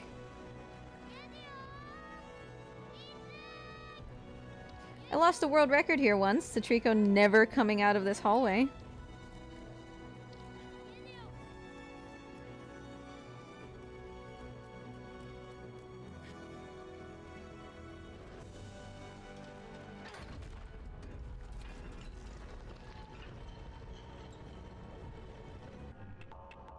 Cool. Alright. Battle music should be gone. And we are back to peace and quiet. So yeah, we'll be coming up on water puzzles, which shouldn't cause... I say this, but shouldn't cause too much of an issue. And then cage puzzle, which can definitely cause issues, or it can be a source of significant time save. Anything that's super hard in this run can swing both ways, you know? Where either Trico is like super obstinate and he won't do anything, or he just does amazing and you save like a minute, you know?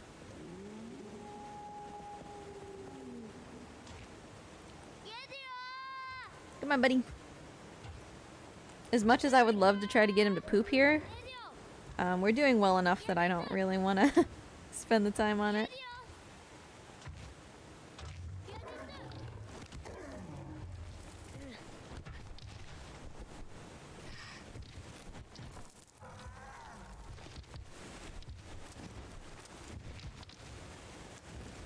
It looks like most of his spears have despawned as well, which is always a good thing as we get closer to the spear check. Could I move, please?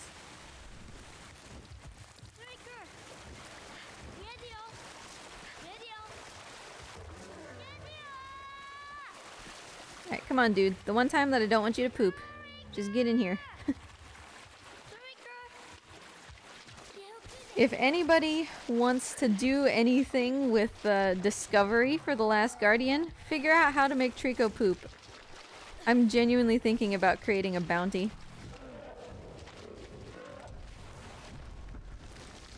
Because platinum percent runs are just super, super...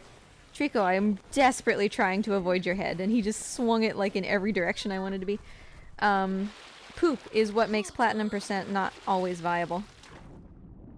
We just need to understand what makes him poop.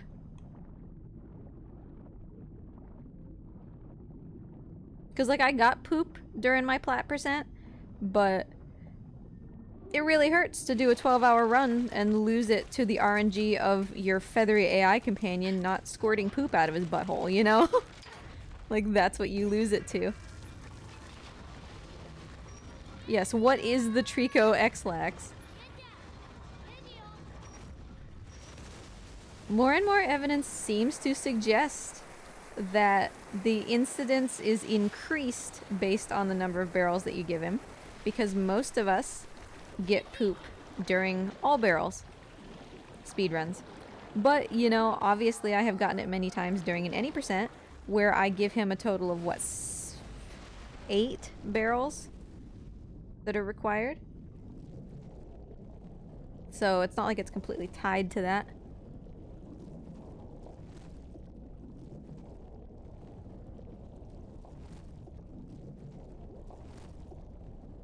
Camera, thank you.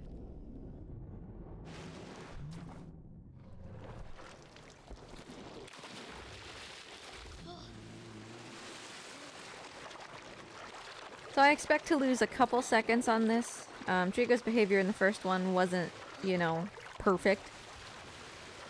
And overall these water puzzles are pretty consistent, so I can kind of ask for perfection from Trico in this particular section.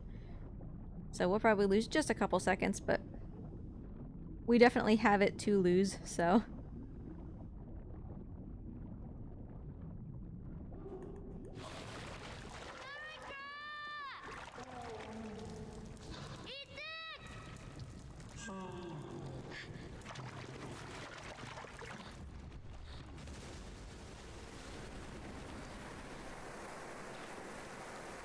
It'll also depend, of course, on how well he listens to me just in this next little bit with not swimming away. Come on, dude. Focus. Stay here. Alright, this looks pretty standard.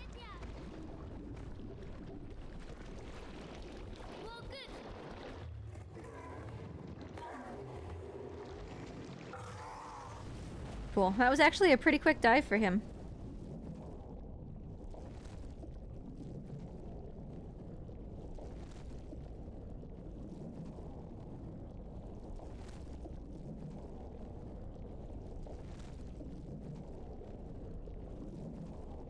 Has the small one calmed down this guy?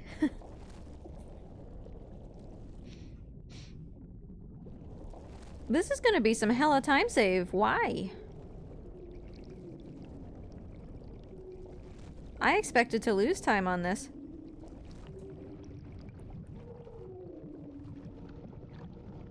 She was probably fine after like 3 minutes, right? Just get her thinking about something else.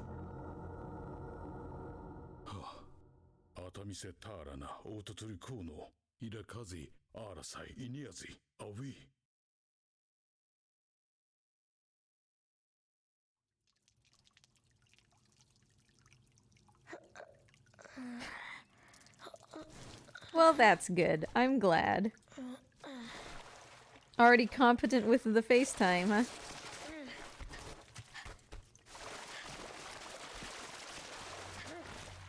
Alright, cage puzzle. We'll see what this does to the run. One way or another, when we come out the other side, something is gonna be going on.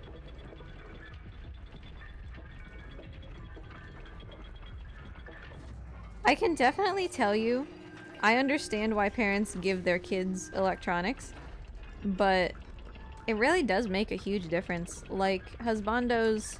Again, I'm bad with family relations.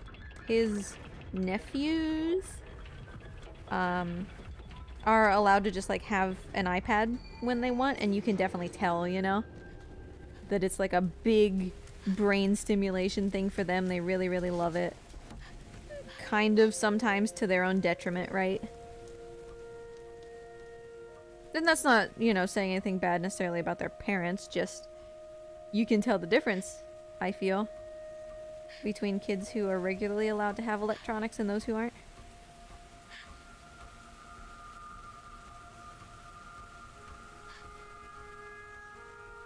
Get down. Jamming on the button and he just does what he likes.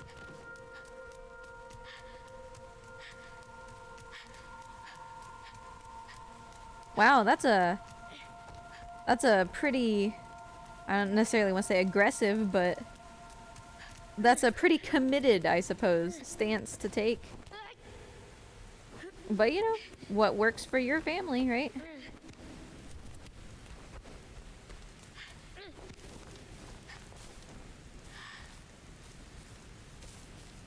Yeah, there's definitely something to be said for not only what electronics can teach about problem solving and stuff like that, but for sure, just, you know, it's a required skill now. You got to start learning early. But it's also very addictive, right?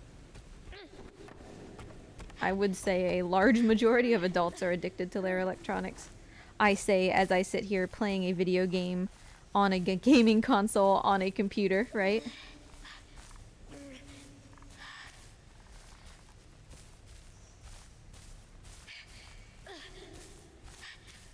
I can't necessarily, and like I said, I will never have kids, so it will never become a consideration for me, but I wouldn't necessarily go that far. It would just probably be, you know, like, this is how much time you get with your doohicker every day. Use it wisely.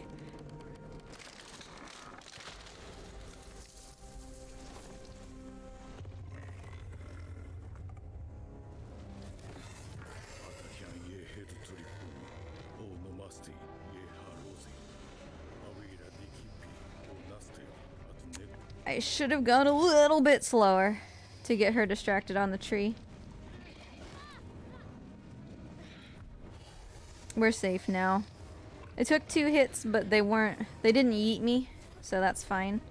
It can go a little bit better if she's drawn to the tree first, which I could have provoked by deliberately spending some time waiting, but in the end it kind of evens out. It's just that this way was a little bit riskier because of the chance of getting yeeted.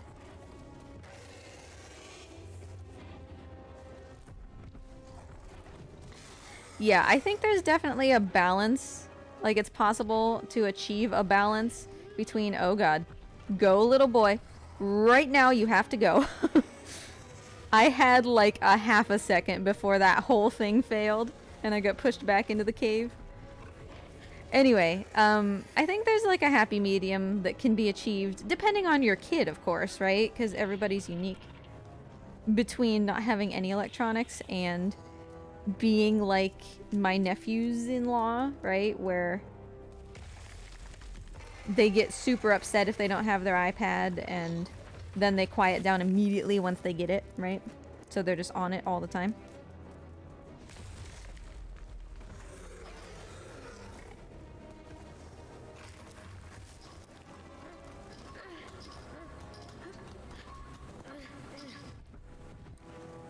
Okay, so the majority of the hard stuff is over for her section. I guess basically all of it.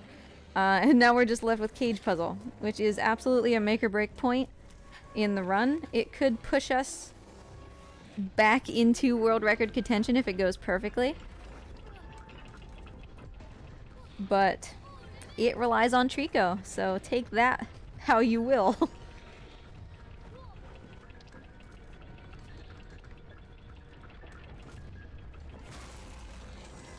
Exactly, this guy. Like, that's the thing, right? You just be like, okay, we're done with this, and she's like, okay. Whereas Husbando's nephews, it's like, okay, time to not be on the iPad, and they just like throw a fit.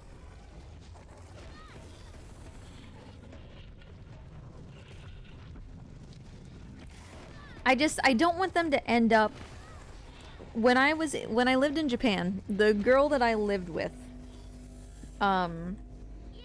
was very much one of those people where like you're talking to somebody and then just in the middle of your sentence they pick up their phone and start scrolling. And then they just start doing the oh, yeah. And they're not listening anymore. I don't want them to be that, you know? I don't want is it nephews-in-law? Is that what they are? I don't want them to be that. You know, I want them to be present. I want them to be aware. And that's not to demonize technology, it's just, as with anything else, use responsibly. I don't want them to be heard, because it was frustrating to feel unheard and to have to repeat myself all the time, and... Hey, do you remember what we talked about yesterday? We talked yesterday? You know. That whole thing. So this bit, for those who've never seen this run before, we just have to sit here. The boy's gonna be like, oh, it seemed like I waited for an eternity, so we just have to sit for a while. It's on a timer, and we can't speed up the timer, so... It doesn't take that long, but... If it's your first time seeing it, it can kind of just be like, what? You know? Meanwhile, Morty is sleeping ever so contentedly in his log. Oh, you know what I realized? So we reached the Morty's birthday cake chat point thing, but I think I might have a marathon run on that day. So I'll post update when we're gonna give Morty his birthday cake, because I'll be sure to give it on stream. Yeah, that one was really good, this guy.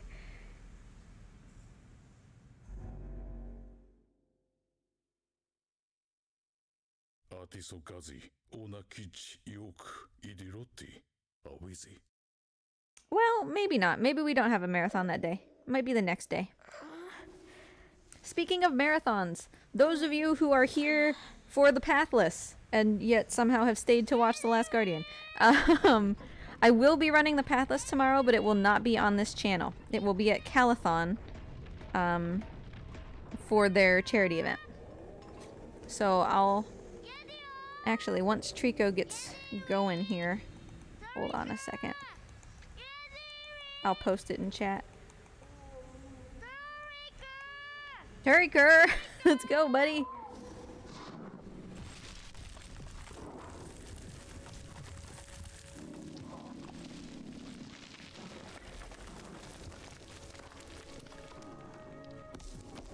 Okay.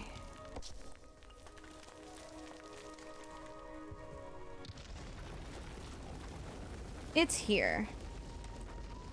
So that's where I'll be tomorrow for the Pathless. And we shall be raising money. Maybe petting the burb. Why did I move to Japan? To study Japanese more. I was doing a Japanese major in the US, but I moved to Japan for a while to study it, like, immersively, and also to work there. So I know that I've told this story, at least in the Last Guardian Discord. I don't speak fluently, partially just because it's... Trico, focus. Hey, Treeks, buddy. Trico, what are you looking at? Focus, we have to have a good cage puzzle, dude. Let's go. Boy, he is super distracted. Trico.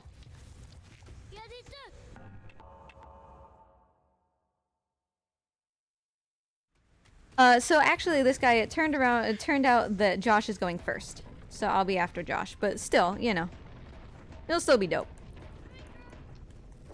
Anywho, so yeah, part of it is that I just haven't used Japanese for a while. And part of it was that my Japanese is very specific. I speak very formally. Yeah, it's back to back anyway. I speak very formally, which means I don't necessarily give off a good impression of being able to speak Japanese because my casual Japanese sucks. Because I never had to use it. You know, I worked in a business setting where I was speaking Keigo all the time. But I worked at a company called Otsuka Denshi. Trico, please. who made like badass like lasers and mirrors. Oh, this is a beautiful setup. And just like all sorts of like space equipment and stuff. No. And then also Soy Joy granola bars. Like, it's just the weirdest thing, right? That was a really good setup. It was just, it took Trico a really long time to do that.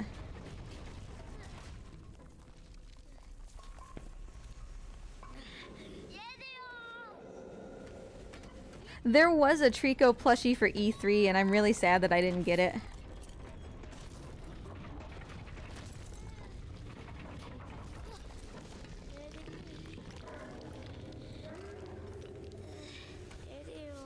But yeah, I have had well more than my fair share of Soy Joy bars, because you could have them for free if you worked there, you know? I ate so many Soy Joys.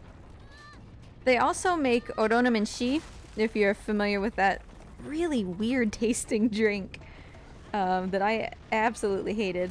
I didn't ever drink very much of it because it has caffeine in it, which I can't have. But, oh, it just tastes...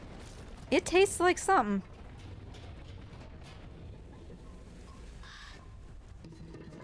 Oh, I can't believe that first part of Cage took so long. I was hopeful that we'd have pretty good luck. Part of it was on me. Like, technically I could have reset a little bit faster. Oh, what is this throw? Okay. Okay. I vibe with it.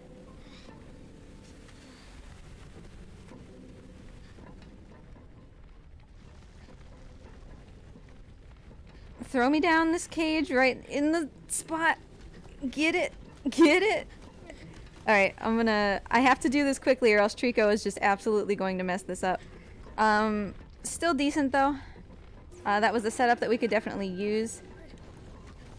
So, I am not going to complain about that. Didn't get the runaround for the helmet either.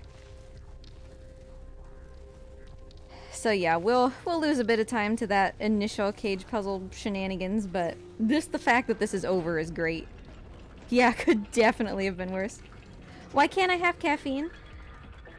I don't know, there's something with me, I mean, it must be genetically, where things like caffeine and alcohol I'm just like super sensitive to.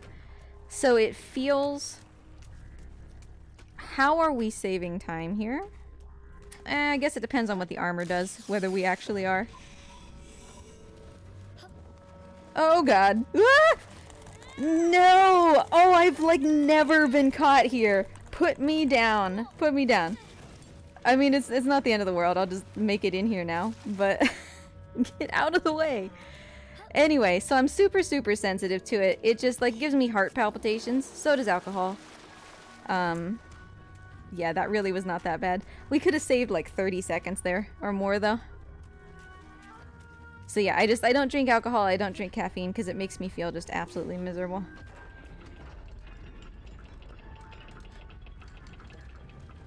I don't know this guy, if my 322 had a bad cage.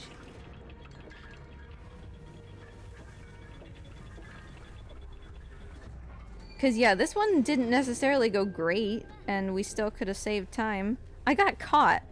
Like, what kind of speedrunner gets caught by the armors, right? At least there.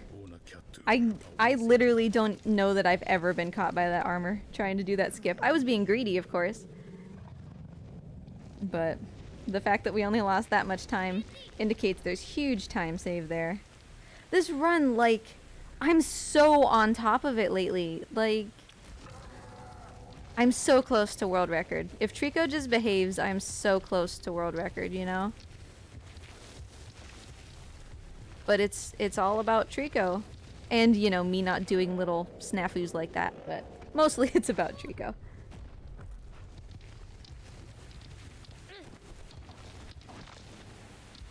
But I learned the hard way. You do not grind this game, or you will hate everyone and everything. If you grind this game, you will hate Trico. You will hate yourself. Once you start becoming obsessed and super focused on where your time loss is, you begin to realize that most of it really is Trico and that there's literally nothing you can do about it, and that becomes very discouraging. So it's really, really disheartening to grind this game. Which is why I won't, even though I've had a really good streak lately. Yeah, that's the thing, Ian. Like, I don't want to hate Trico, right? I would rather have fun with this run and then take a while still to get the world record than grind the world record, get it next week, and then hate Trico for the rest of my life, you know? Because literally everybody whoever hangs out on this channel to watch my Last Guardian runs knows, and most have said, you'll get the world record. Like, we know you can, it's just a matter of when. So in the meantime, I'm not gonna push it because I don't want to hate Trico. Hey, buddy. Hey, focus. Let's go. Let's go, you see? You see? It's real hard to get him up through this hole. And ever since what happened to you, Aiden, if you're... Oh, I think Aiden left, or might be lurking, but anyway. Ever since what happened to Aiden, I'm like terrified of this jump. Aiden got wedged into the wall and ended up soft-locked because the boy just merged with the wall and he couldn't get out. And because he didn't pass the doorway, or like the archway of that hole, he didn't trigger the checkpoint either. Which means that if he would have reset, he would have been back at the bottom with the cage. So it was really, really catastrophic. And ever since, I've just been terrified. Hey, Doorknob, nice to see ya. How you been? Fezziwig, let's go. Why are you all the way back there, my dude?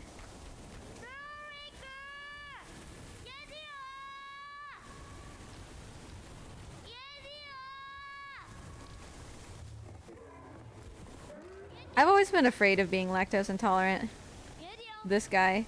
And I don't think that I definitely think that milk and stuff sometimes gives me like an upset tummy, but just like you, I'm like, whatever, you know? So I don't know that I can call that like true, am I lactose intolerant, or is it just like milk gives me the rumblies, you know? Trico, buddy, I'm gonna need you to go. It's very unusual for him to not like self-manage this section. Boy become wall. I saw you, Doorknob, but I didn't see your comment for some reason.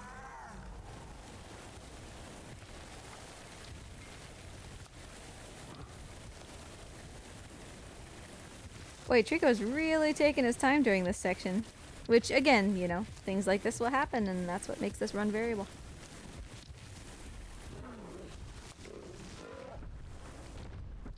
Now he's going, though. So once he starts going, it's usually pretty consistent.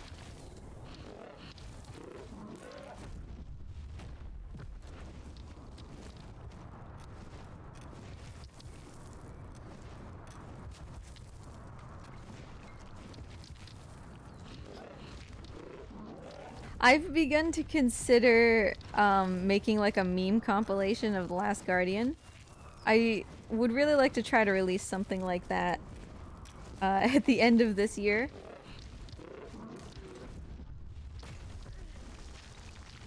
I just don't know how to... Ooh, we actually made it. How to video edit, you know?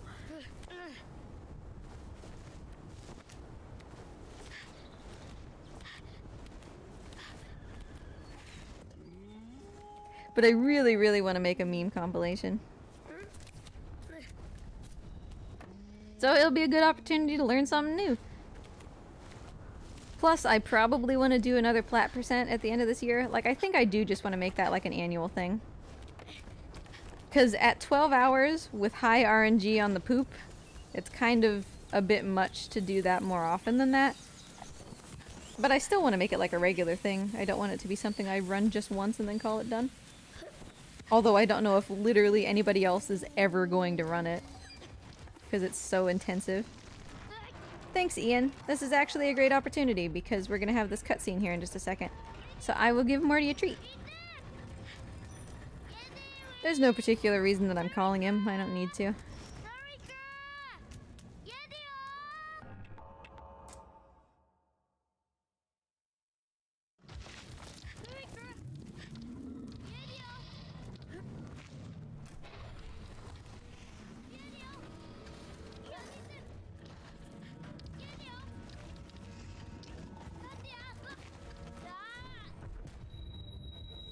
Hey, this guy! You are now a lizard wizard. What will you do with your tremendous responsibility and power? Sorry, doorknob. I'll, give me like 5 seconds and I'll, there you go.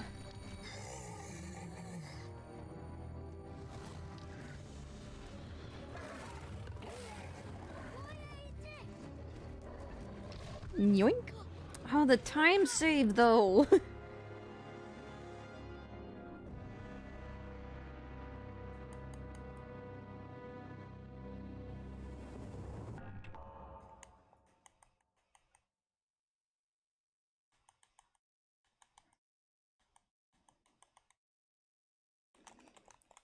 Alright, y'all know the situation here. I'm gonna give Morty a treat because that's exactly right, this guy. It lasts forever in your heart. I'm gonna give Morty a treat, and I'm also gonna let the dog out and stretch my legs a bit. I will be right back. Enjoy this lovely, lovely cutscene, one of the highlights of the game in my opinion.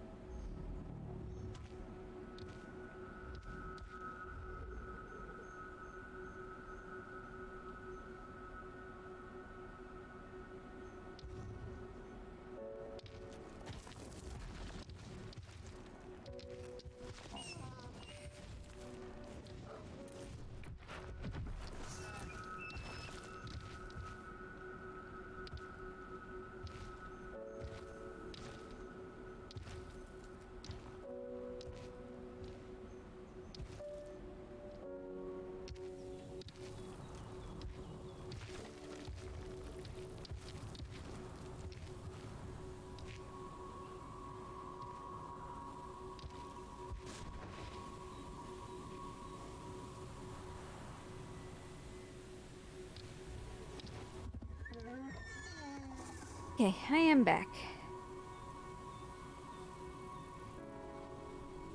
Oh, snap, Aiden. It looks like you're gonna be the one in contention for the world record.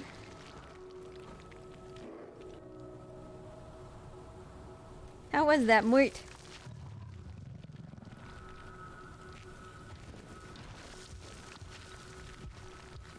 So I have any intention of revisiting Eco at some point? Yeah.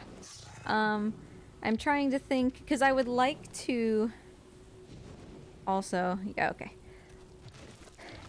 I would like to do some sort of speedrun of it, but I'm not sure which. I am really a sucker for meme runs, so something like Cooties % really appeals to me over things like any %. Also, there, my mic shifted when I got up.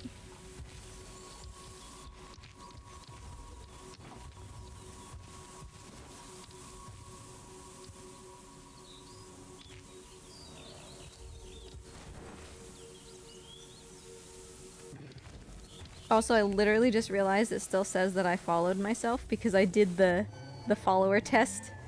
Let me, Where's the event list? There we go. Boop.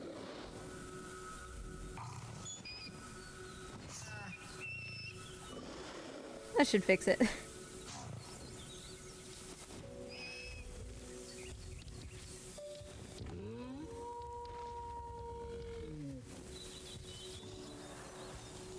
Ew, that's really weird. 800?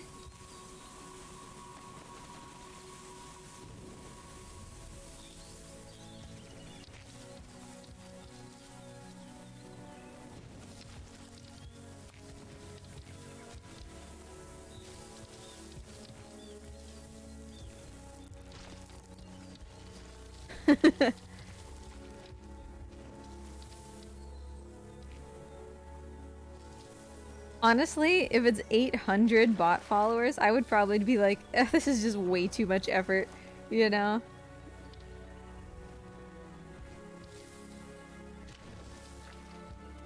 Also, I don't know why we always lose time here. Like, it really doesn't make sense because it's literally just a cutscene, but... yeah, sure, you know. Whatever helps you sleep at night.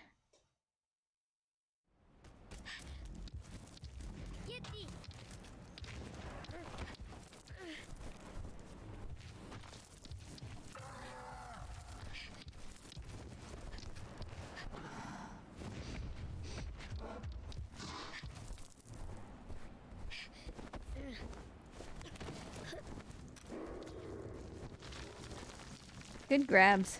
That ladder can be kind of notoriously hard. Bless you, Morty.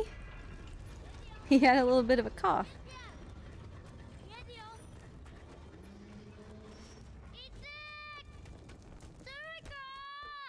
Okay, so White Tower skip is basically gonna cement what the rest of our run looks like, you know?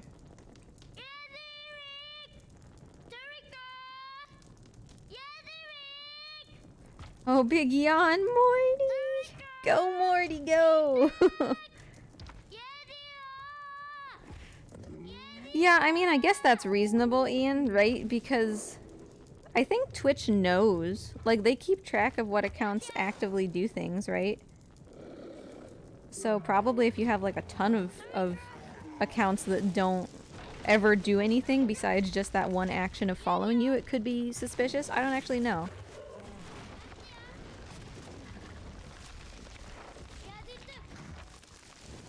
I don't think that's true, this guy. Like, it's always worthwhile, like, examining your community, right?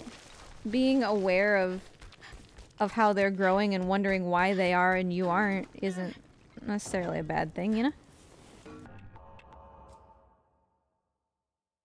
And I don't think that it's a bad thing, too, to wish that you were, you know, that the same thing had happened to you if you feel like you put in the same amount of work. That tickles your fairness bone, right?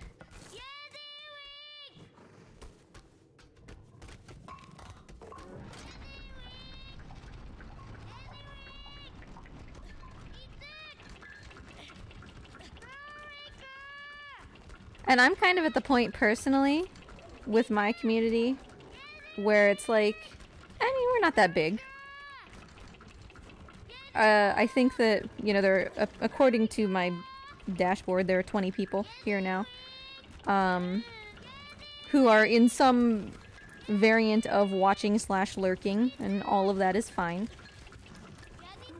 And to me, like, I think that that number is already higher than, like, the vast majority of people that stream on Twitch, so I definitely can't be disappointed about that. And at the same time, I have, like, just enough chat activity that I get to talk to people without it feeling, like, overwhelming or like I'm missing stuff because it's going so fast. So I think that this is a good spot to be, you know? Because I watch, like, even, like, for example, Barry, Weird Romance, who we raid fairly often because Barry is a lovely person.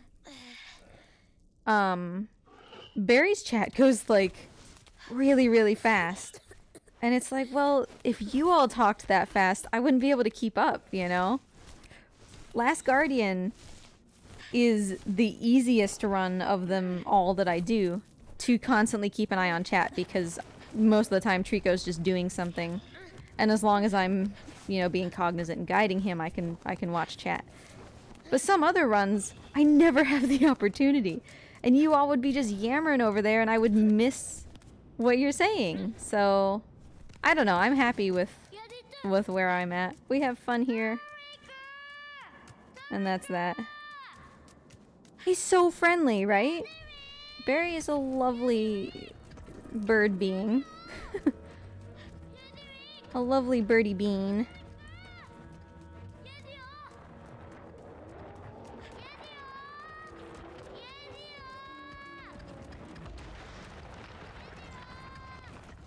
And honestly, you know, this guy, you say, well, it's because I speedrun Unravel and everything.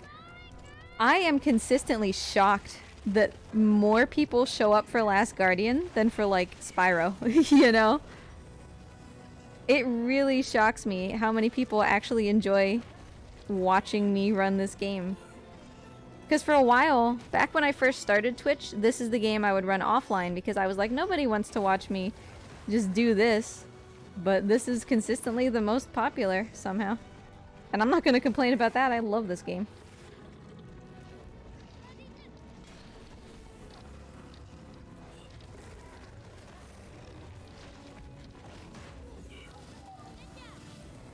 Not the most ideal fight, not the worst either.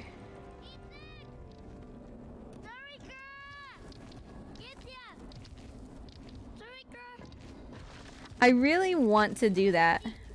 We actually have a speedrun category for that called Trico Fecta. Because it's a combination of, like, Team Eco and Trico from The Last Guardian. So Trico Fecta is a category where you run all 3 Ueda games. I do not believe that there is a rule for what order you have to do them in. Only that you do all 3. So I'd like to do that at some point, because I can always do Shadow of the Colossus Intended %, you know?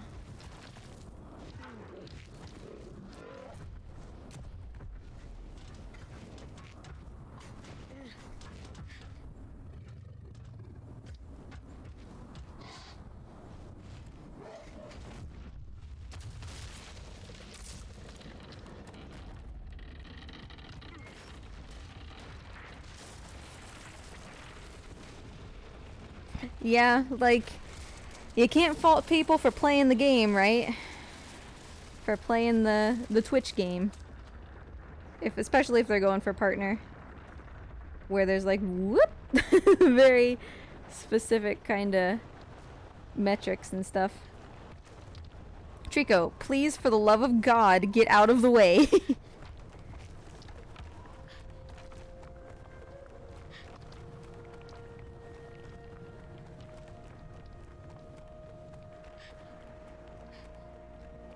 Hey, Pants! Nice to see you. How you been? Yeah, Doorknob, I was actually just reading a thread about that not that long ago, where people are like, I don't understand why people put, you know, follower only mode on. That was actually kind of decent. When they don't already have, you know, like 3,000 followers or something. And I guess for some people it helps to protect against harassment that they've been experiencing, which is a great use of followers only mode, but I can definitely see that. No! Oh no, it didn't actually work. Like, I personally would never use followers only for the reason that you said. Like, I want my followers to be people who follow me because they like me and they want to be here, not just because they want to talk. But, you know, for some people, followers only mode makes sense. I told you that White Tower was going to be like the defining factor here. We got this on the first try last time. White Tower is such a hard trick.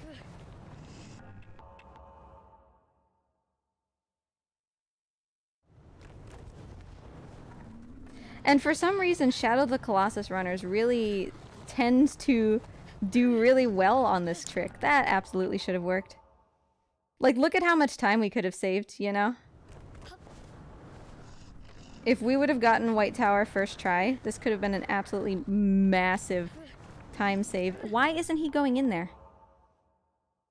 That's like the correct setup. I don't know why he's not going in. I should just go and do my backup strat on the end of the bridge, but I'm not gonna.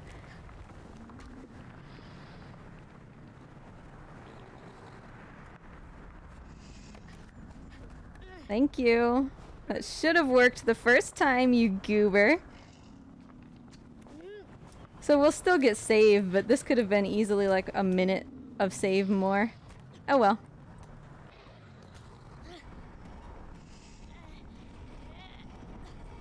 At least it's done. Like, I've checkpointed up here, so we are never gonna have to do that again during this run, no matter what. Which is a relief, because that makes or breaks runs.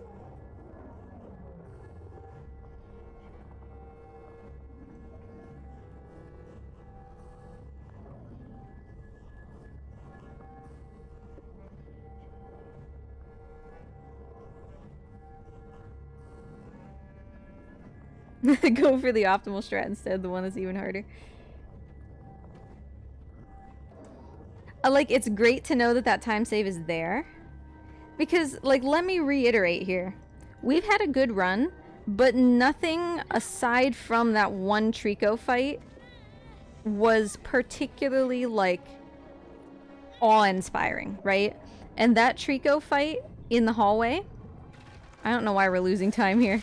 That Trico fight in the hallway saved about 30 seconds. So it wasn't like I saved, you know, 5 minutes on that particular thing.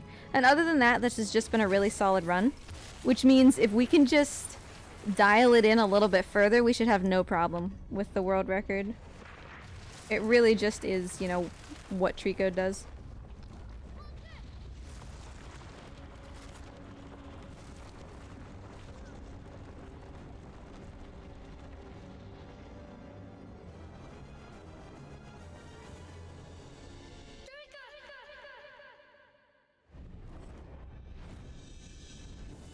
See you later, this guy. I will do my best. Hey, Tic Tac! Nice to see you. Are you not streaming anymore? I was gonna raid you. Because I know that you were doing Last Guardian.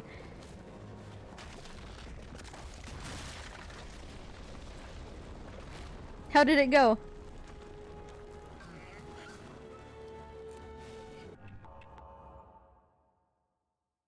Oh, drawbridge skip for sure. That's reasonable. Drawbridge skip can be a real biscuit. It's great to see that you're giving it some goes, though. That's nice. I hope it goes well for you as you keep trying. This run, we lost time in stupid places. Like, Trico soft-locked at one point and, you know, things like that. We lost stupid time to that. Trico not pushing the cage at cage puzzle. If those things would have just happened, this literally would have been like a god run. We would have been like, oh geez, oh geez, tail, thank you. We would have been like 6.5 minutes ahead at this point.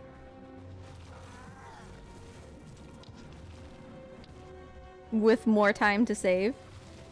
So, I mean, still a really, really decent pace.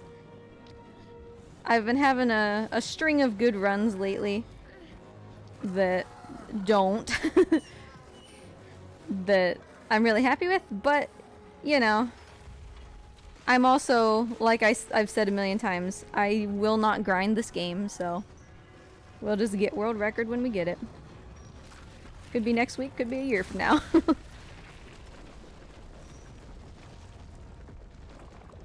Yeah, that really is like the big difference, Tic Tac. Once you have a sort of semi-confident sense of just like what's coming next, or like what puzzle you're on at the moment, it makes it a lot easier. Because the difference between a time greater than 4 hours and a time less than 4 hours is basically just that. Just like having a general sense of where you're going, right? Because a lot of the puzzles can kind of look the same. This game has a lot of similar-ish puzzles. Sorry, I tapped the mic there.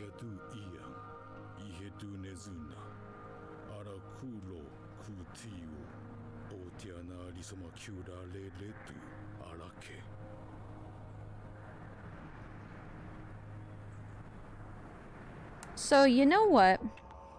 Screw it. I'm gonna do this thing that I discovered that I want to try to include in the task, which means it's probably a stupid thing to do now, but I'm gonna do it. A yeet! Nailed it. Come on, Trico. So good. It's not just as simple as doing the jump. A lot of times he slides off of that, so I'm actually really surprised that that worked.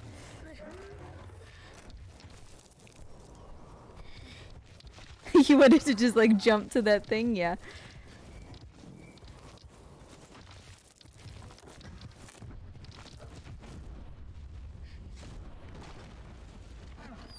And like, there, moving over the seam in Trico's neck negated the boy's noodling animation, which let me climb his head for the duration of the flight instead of flip-flopping around, which is also great. How much time does it save? I'm not actually really sure. It's not that significant. I would estimate it probably saves about 7 seconds. 6, 7. So it's not like super significant in the course of a giant run like this where, you know, Trico looking the wrong direction could cost you 7 seconds or something. But I don't know. It's kind of cheeky. That's my kind of thing, you know? Yeah. Upwards of 10 seconds, I guess, depending on... Because if you do it the other way, where you try to get Trico to jump across while you're still up by his feet and then cling onto his feet,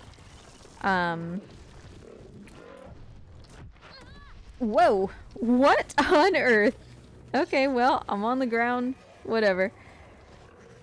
If you do it that way, he can really kind of pitter-patter with his feet for an indeterminate amount of time, so I could see it being upwards of 10 seconds if Trico's really just kind of putzing around.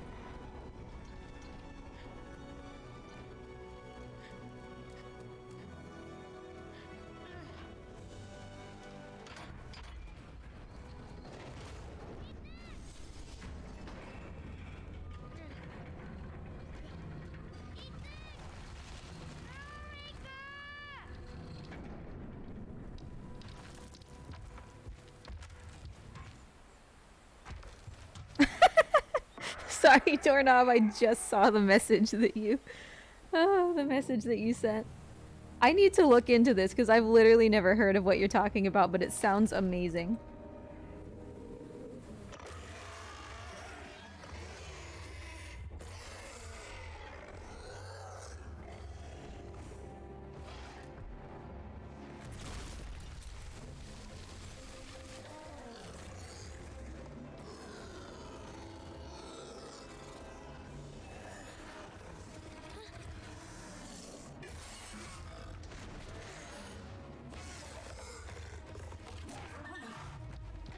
So if you recall, at the end of the game, we actually had a pretty decent second fight, but we really kind of got borked with Trico taking the long way up, the jumps, so that's one opportunity to maybe do better this time. This fight was pretty decent, as I recall, so hopefully we can just have another kind of standard fight. I say that as if we're comparing against the splits from last time, which we're not. But, you know, still.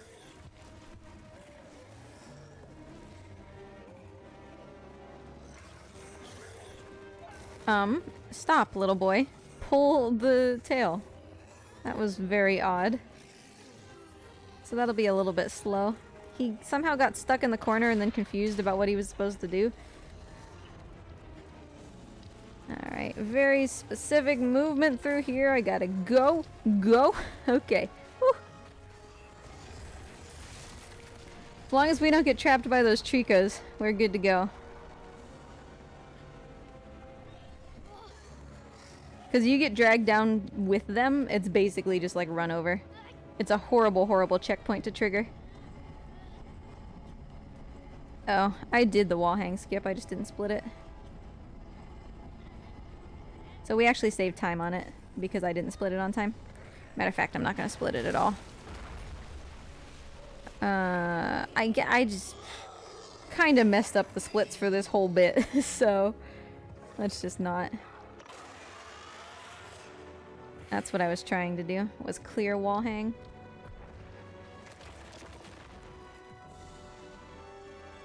I gotta tidy my splits. I had that open in a tab and then I forgot about it. My splits are kind of garbo. These are the ones that I used when I was first learning the run. I gotta make them like fancier. Alright, we got 2 spears. So we'll probably get hold on Trico, I'll pull it out, but there's no sense in preemptively removing spears in case we don't.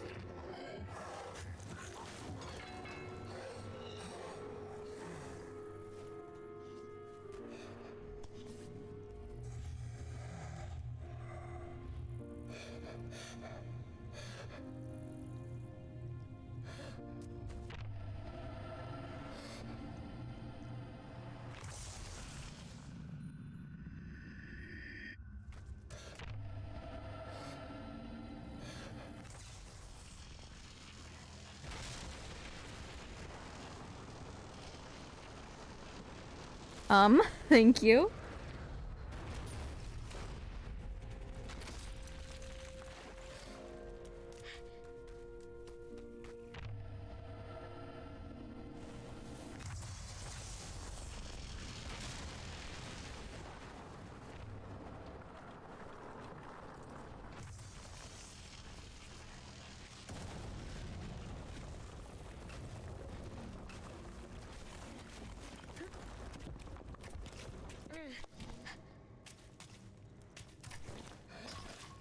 Okay, pretty decent. If we get hold on Trico, I'll pull it out. It's probably going to be hereabouts while we're on the chain or while we're throwing the barrels.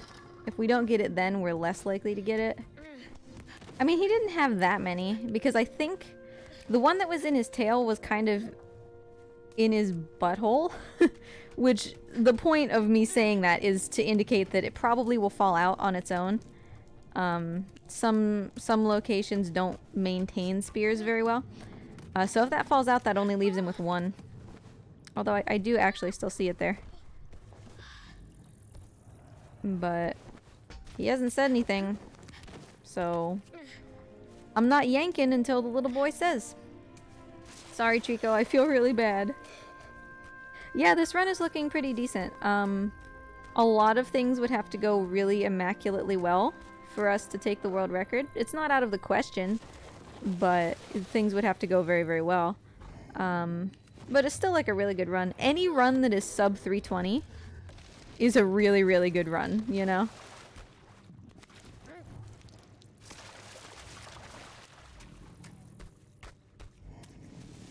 Because for years, the only person who was sub 320 was Satsu.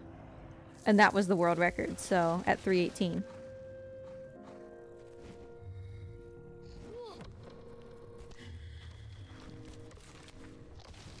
Yeah, it probably doesn't feel great to have a spear sticking right out of your butthole.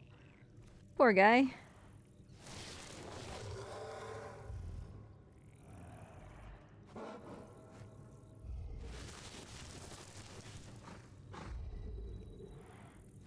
It's a weird place to be, though. I can definitely say that it's weird to... Like, when I submit Last Guardian to marathons now, it's really weird to actually consider, like, am I listing my estimate as 325?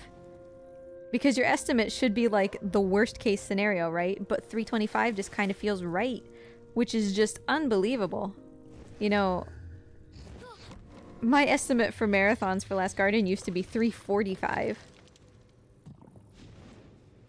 It's just, wow, you know? Good save there. Oh. He didn't say, hold on, Trico, I'll pull it out. But we still have to.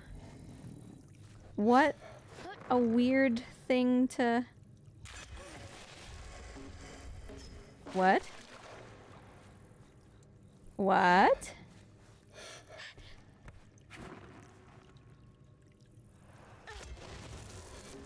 There we go. So in the end, we didn't save as much time as we thought. But it's still okay.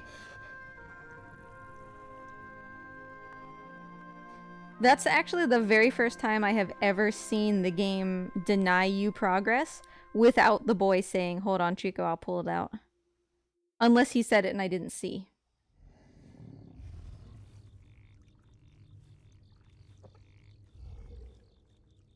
But, you know, the good news is we know how to solve that if it happens, so.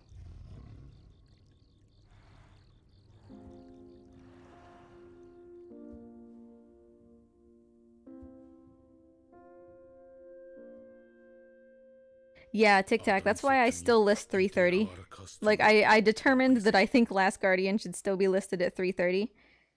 Because at this point, like, I basically have to intentionally do things slowly and fail a bunch of stuff in order to get 3:30, you know? So I feel better with 3:30, but maybe someday 3:25 would feel like 100% good, you know?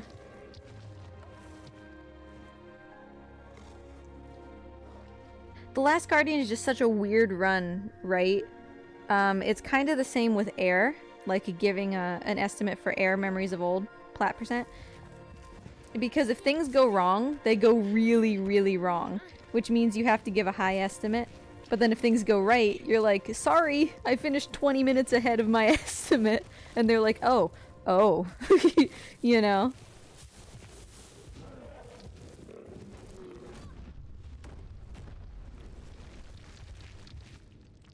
So I felt real bad doing that. Like at Cozython, my air run went well enough that we actually thought that it PB'd. And I ended up finishing, you know, 15 minutes early on a 50-minute run. And they were like, oh, we're not ready. But thankfully, Conception was after me with Bug Snacks, and Conception is just a lovely individual, so he swung with it on the fly. Hey Deacon, nice to see you. How you doing? Yeah, twirly whirls. I understand, Trico. You gotta do your twirly whirls. Command skip is just like brutal in general, though. If we're being real, it's brutal in general. Because the hitbox on the stairs is just so finicky. You can run right into it and the boy just like slides down like he just hits a wall, you know?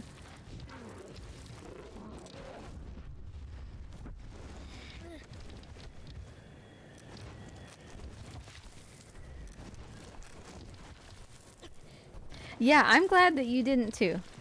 I'm really happy about that. I think that, you know, what happened with me was very rare and should never discourage someone from actually getting it.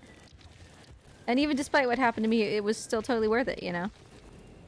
It was just quite a bit of misery for a while is all. That was actually a really, really risky jump, and I'm glad that I made it.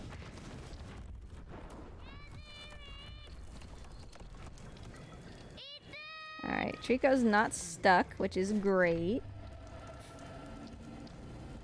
I'm hanging right on the edge, though. This is dangerous. Where I'm choosing to stand here could blow me off. There we go. The force of his lightning can just yeet you right off the edge there.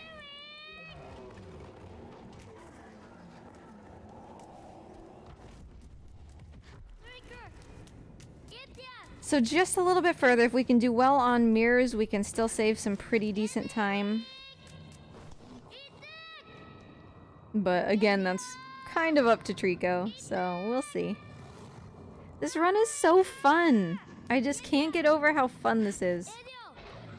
And I think that most people would disagree with me because they don't like their speedruns to have such an RNG element, but I don't know. Just like knowing that I don't know what's gonna happen for the rest of the run because Trico could do anything at any time just makes it real fun, you know? Whoa.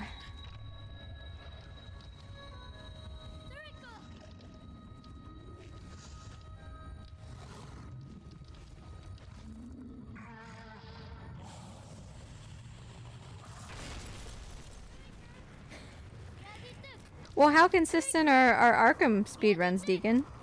Like, what elements of RNG are you dealing with? No, little boy, use the mirror. That might be too late. Hold up, Treeks. Stop, stop, stop, stop! Whew, that was close.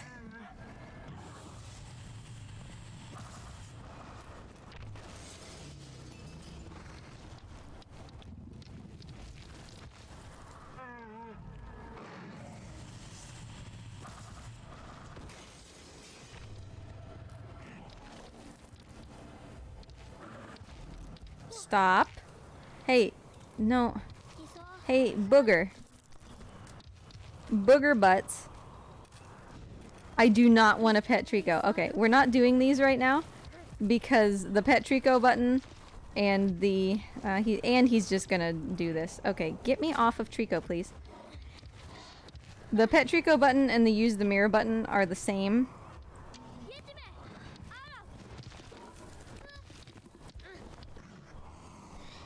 So when I'm standing that close to Trico, I can't actually, you know, do that. And this isn't gonna work either because he's gonna like spin around. Move it. Why won't it go further to the right? Yeah, no. Just forget it. It's not worth it. Trico really, really messed that up. But there's nothing we can do about it, so...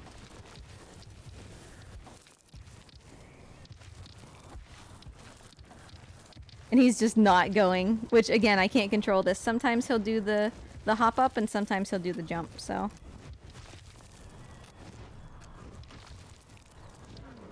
So not only did we not get early mirrors, but Trico also was very slow just in general, so we'll have to get those eyeballs later. Yeah, not the worst case scenario because we can definitely get them later. The most important one was that one that was hanging right there, and we did get that one. That's the one that immediately prevents Trico's progress.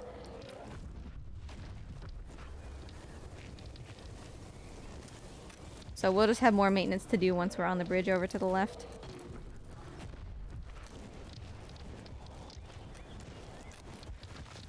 Mostly what caused that issue though was just like Trico choosing the jump up or like the boost instead of the actual jump.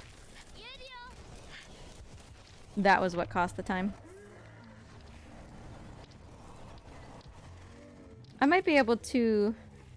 Hey Gaffy, thank you for the good luck. I appreciate it.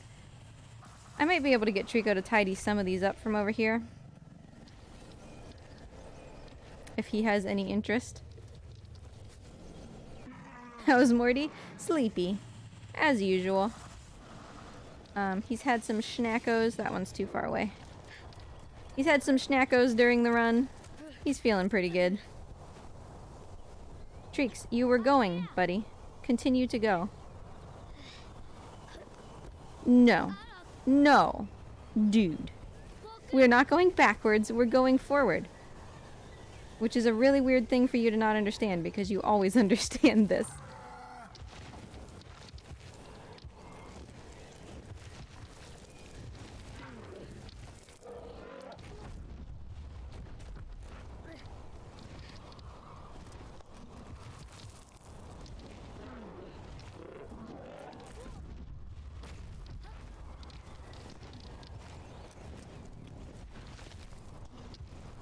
Alright, so we'll tidy up these other eyeballs.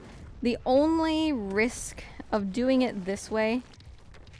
Trico behaving today? Some sections he's doing phenomenal at, and some sections like this one he's just choosing to be a real butt face about it. So, about normal. The one risk of leaving these eyeballs like this is that should I fail in the platforming later, we will have to come back down here and do these again. So, Trico, I'm gonna need you to... Treeks. What are you doing curled up in there? Get out here, you great feathery biscuit.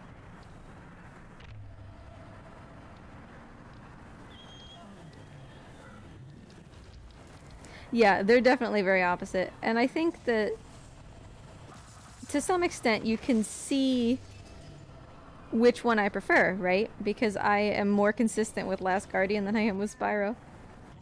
Not that I don't like Spyro, just... Drakes.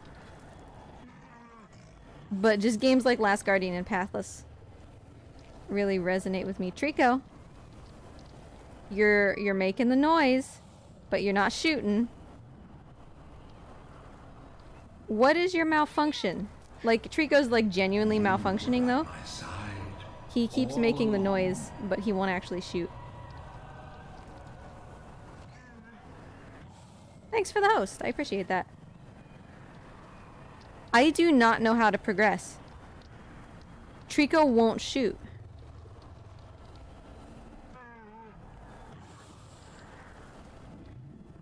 And you can't, like, you can't keep going if this eyeball is still here. Which is why I was trying to, okay, shoot it early. Trico's being super weird all of a sudden. I mean, we're gonna lose a boatload of time. That's fine. He's being real glitchy. Okay, Treeks, will you actually shoot this now that you're here? Like, now at least I can see what he's doing. Thank you. I don't know what the grand problem was, but okay.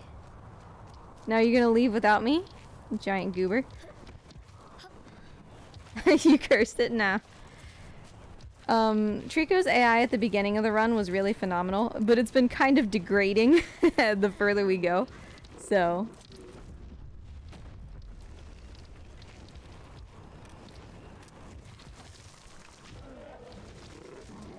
that's part of the reason why we try to get all of those eyeball shields early on, so that we don't have to, you know, worry about it up here. And if I fail this platforming section, we have to do all of that again.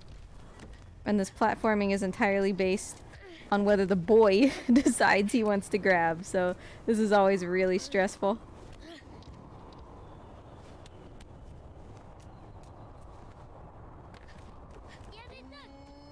This jump in particular. Alright. Should be decent.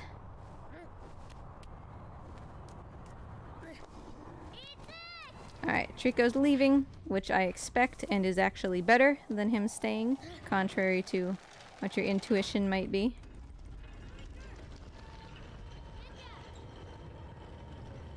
Well, now I'm glad that all that other stuff happened throughout the run to rob us of time, because that would have been really frustrating if we were on, like, a very clear world record pace, you know? That would have been very frustrating. Because this run still had world record potential as long as nothing like that happened. Depending on how quickly we can wrangle this back together, we might still be able to PB. We shall see. My PB is 3:17:18, by the way.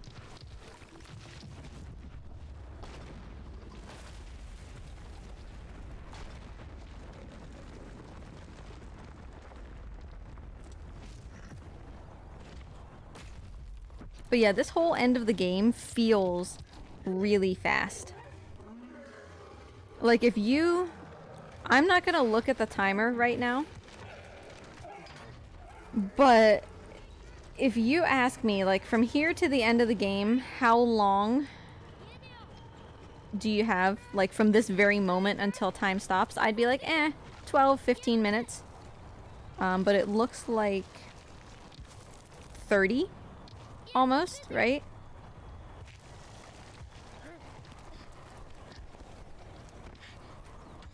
It feels like it goes very, very fast. Because probably, like, for me as the speedrunner, it feels like it goes very fast because I have so much to think about as soon as we're done with these towers. Like, it's just constant. So I never have a chance to really take in how long it's taking. But at this point, the towers hopefully shouldn't be too much of a problem. I'm a little concerned Aiden, about getting the luck that you had during the chonk percent. I think it was the chonk percent race, right? Where you kept trying to fall from the lever onto Trico's back and he just like would not be there to catch you. A little concerned about that given how Trico's behaving.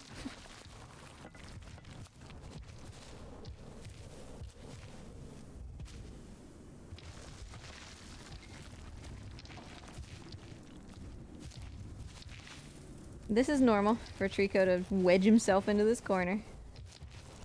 I will get over onto his head though, based upon how he's gonna land this. That's what I thought, Aiden.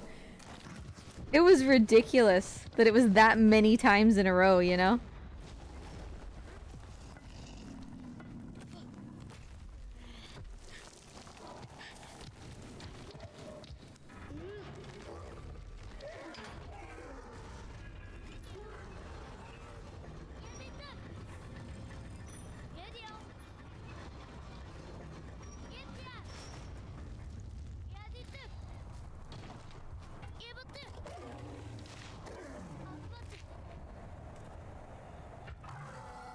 I was gonna be cheeky. Since we lost time, I was gonna be cheeky and try to shoot straight up to this armor. But that's another, like, task level piece of tech, being able to hit that thing, so... I don't know if I need to be just quite that cheeky. Trico, please move your ear. Alright, borf borf. Calm it down, my man. Keep it chill. Good job. Hit you in a tender spot, huh, buddy? It's unusual for Trico to flinch quite like that.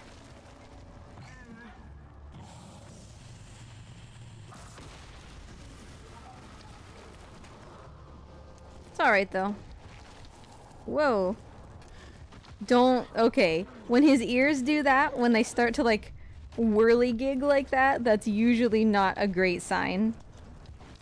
That can sometimes mean something as significant as he's about to yeet himself out of bounds and soft lock the game, so let's get the heck away from Trico for a second.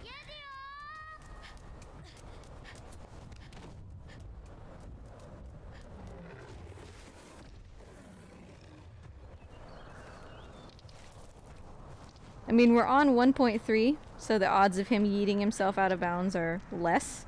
But not zero. Always gotta keep things spicy. And when I say yeet himself out of bounds, what I mean is that Trico will kind of just start ragdolling in the air. He'll like flip all over the place, and then he'll just be like, and go like out of bounds. And he'll just vanish off the map. It's fantastic.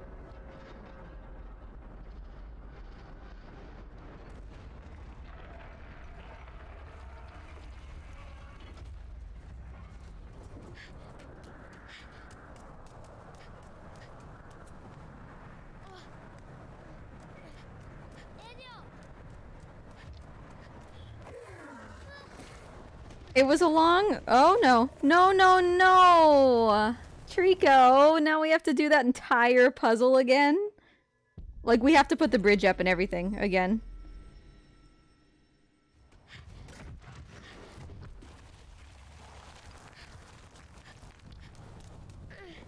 Because the bridge isn't up anymore, see? The checkpoint is the other side, unfortunately. I mean, yeah, that's about right for Trico. But yeah, the out of bounds thing, Aiden, is basically like what we were seeing in 1.0, where, you know, I'd be on Trico, and then he would come out from underneath me and just vanish. So it's way more common in 1.0.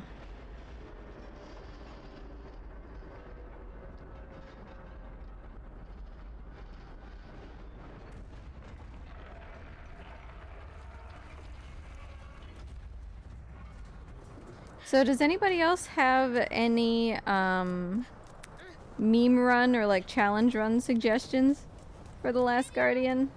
It's been a little while since I've done a challenge run. The last one was minimum required commands. What's the minimum number of times I can call or command Trico and still make it through the game? That one was fun. No camera control was fun. No commands on Trico was fun. Keep them coming.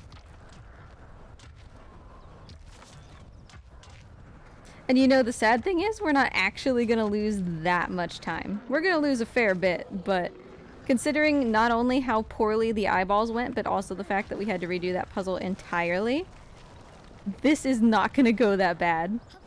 Which is just absolute insanity. Yeah, platinum percent is like the meme category, right? Which I will do again. Blindfolded windmill.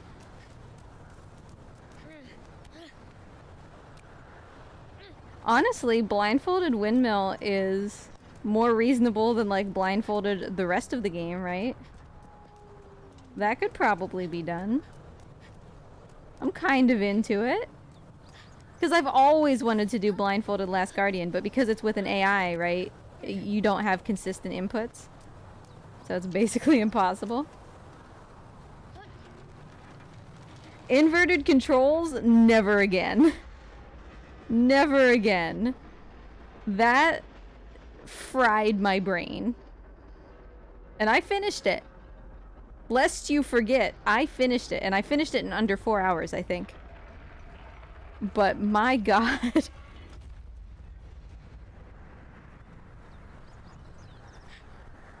Alright. Let's do this.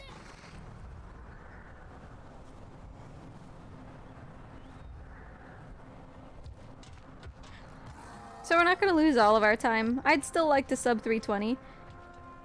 Which should be fairly easily doable still, as long as something else catastrophic doesn't happen. Because like I said, any sub 320 time is really, really good. But this was a run that definitely had like God run potential. Which is great, because it wasn't really that very much special happened. Which means that it's achievable, you know?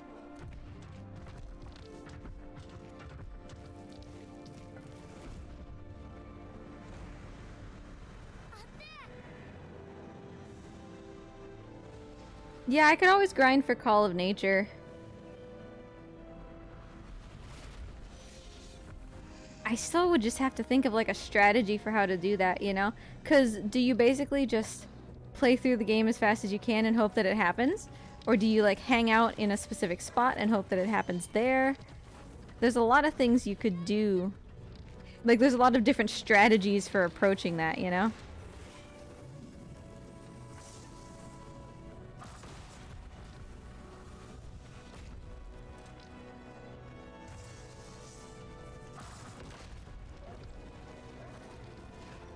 Alright, if we get good fights, we can still save a pretty significant amount of time. Sit down.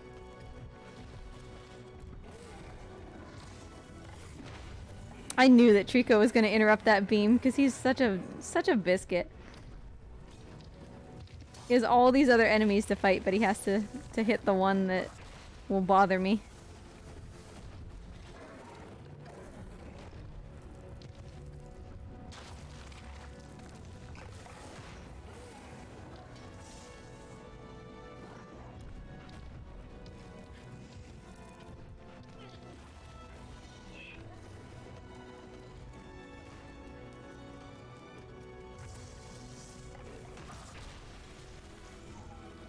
Oh, this guy didn't go down. Get him, buddy. Just knock him off a little bit.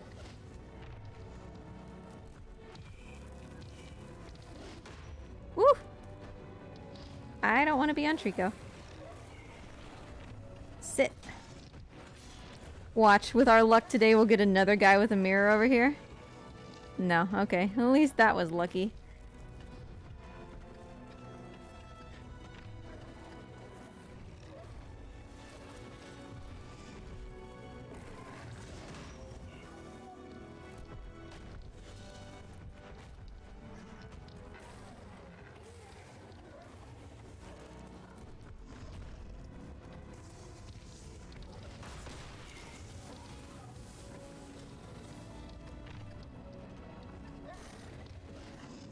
Trico, could you stop, please?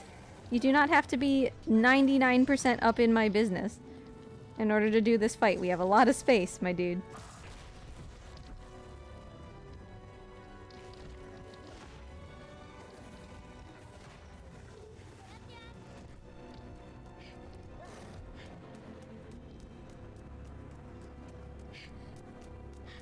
Yeah, it could always be, you know, you can always make a meme run out of something else to do with barrels, right? Like, it doesn't have to be all barrels in order to be a category. It could just be like the first 10 barrels or whatever.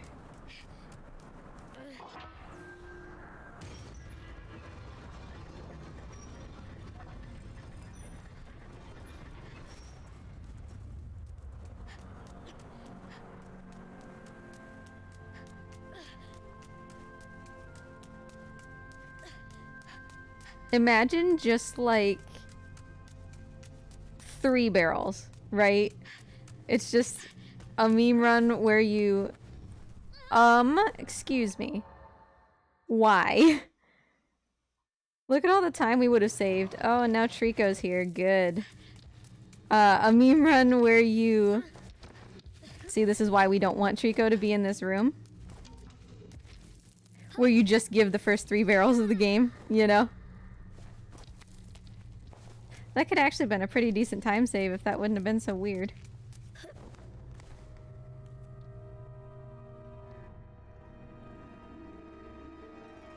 I'd do no barrels if it was possible, right?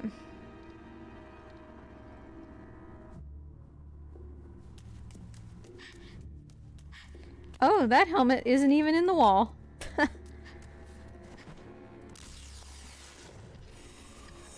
Neither is that one. What on earth? The game is being like super weird.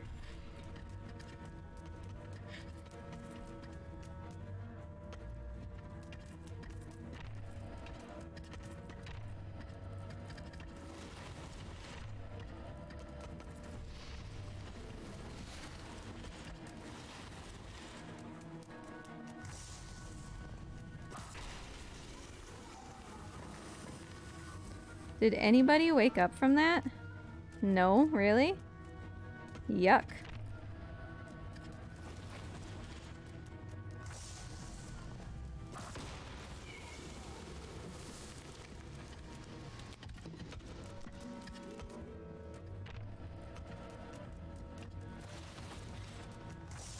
I would rather the final guy didn't wake up here.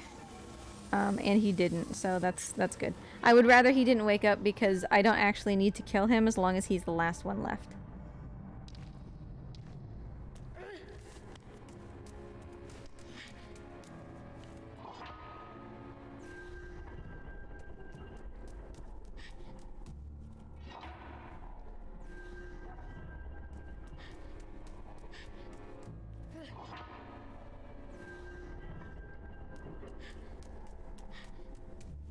Yeah, I guess that would basically be windmill percent, though. I was thinking, you know, like, can you just... Because, like, Shadow of the Colossus has a death percent.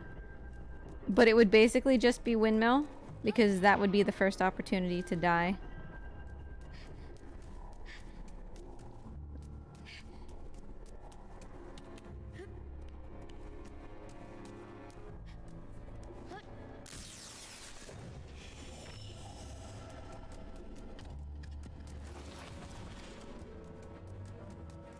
Hello.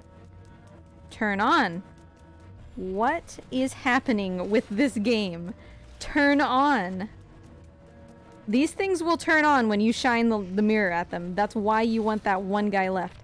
Stop.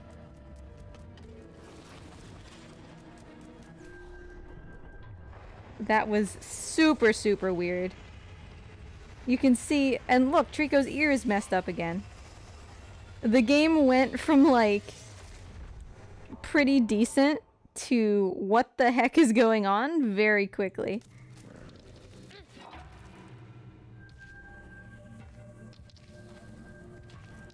Well, we'll see how this fight treats us. You know, still being ahead of a 322 despite the garbage fire that the previous section was, is still pretty decent.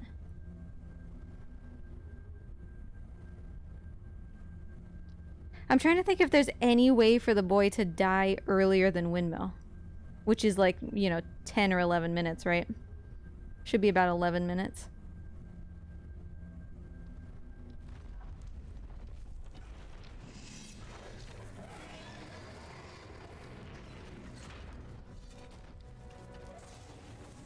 Actually, you know what? Technically, there is. There is a way. Sit, you.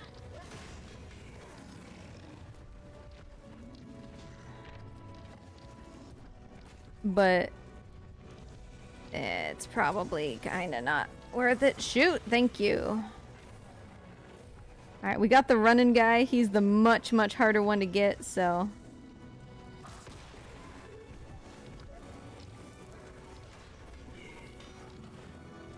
Who's the armor that's still left? Okay, Trico's gonna take care of that. Pretty decent first phase as long as Trico actually kills that guy.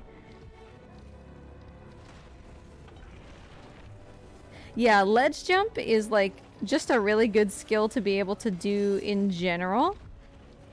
But for windmill, it's like absolutely required if you want to get a really good time because it's an automatic, you know, 20 seconds or whatever of save.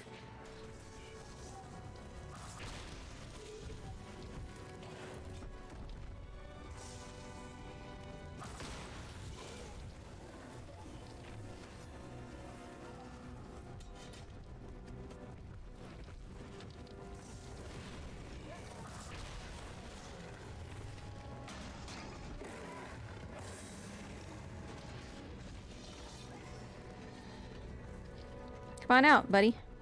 Stop. Are we not getting the other guy with the shield? Why is nobody coming out of this door?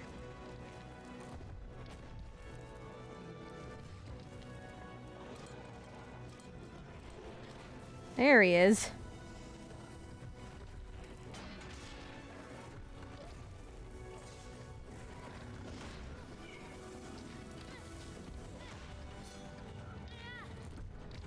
I will certainly accept being grabbed by this guy. That's going to encourage Trico to fight. The slam is a good attack.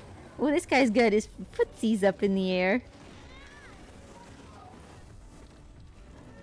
Oh, for sure. Definitely beatable. It's a fun little category, you know? Alright, good.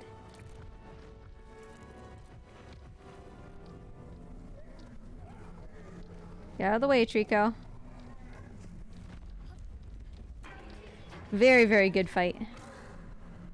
I would have been very happy with that in basically any run. And he's just kicking back, relaxing, you know.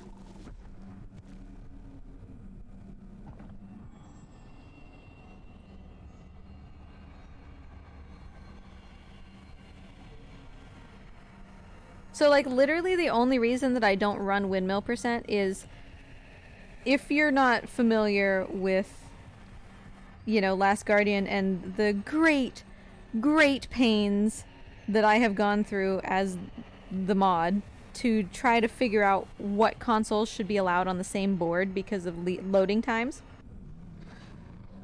Windmill really complicates that because there's a load at the very beginning of the game. Hey, Sancho. There's a load at the very beginning of the game that is 10 seconds faster on PS4 Pro with SSD and PS5. Normally that's not a problem because those same consoles will lag during Cage, and so it makes it up. But in a category like Windmill, where you don't make it to the part where that load gets eaten up, it's tough, you know? And so that's why I haven't run it. Did we win yet, Sancho? So Trico lost an ungodly amount of time in the two towers section, both to being completely unwilling to destroy the eyeballs and then jump up onto the tower, and yeeting me off of his back so that I had to solve one of the bridges twice. But, I mean, we're still on pace for sub 320, which is basically just my constant goal. I want to get to the point where sub 320 is no longer like a wow, that's a really good time, and more of a yeah, this is just what I get every time, you know? So As long as the majority of my runs can still end up sub 320, I'm happy with it. Plus, I want to check Dangly and the fight before command against the TAS, because I think both of those have the potential to be faster than what we had in the TAS. So, you know, we still got a lot out of this run. Even though it wasn't a PB, we still got a lot out of it, which is great. Plus, it's always good practice. I've been really on top of this run the last couple times, so hopefully next week when we hit this again, maybe we can finally world record. We'll see. It happens when it happens. In the meantime, we'll just have fun, you know?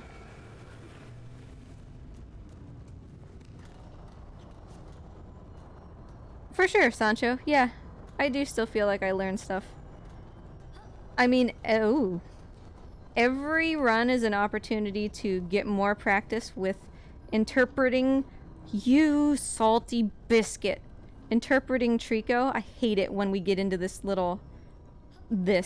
Ugh. Where he just jumps up instead of sideways. It's really hard to get him back out of that.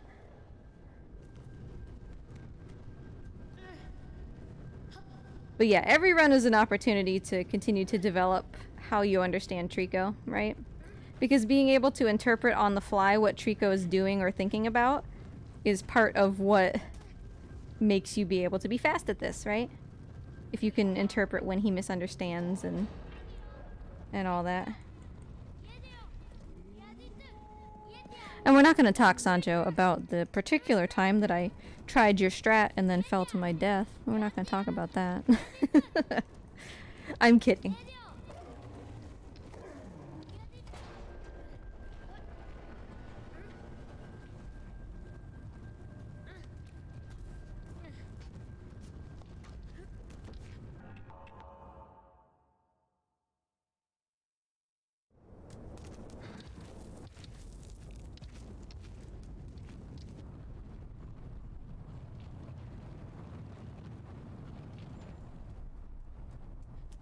It was just a bad jump. My momentum got killed on when the metal thing like tilted up far enough. It sucked my momentum, so I didn't really jump at all. I just fell straight down. Trico was in a decent position. He wasn't like ready to jump, but he was in the right spot. So.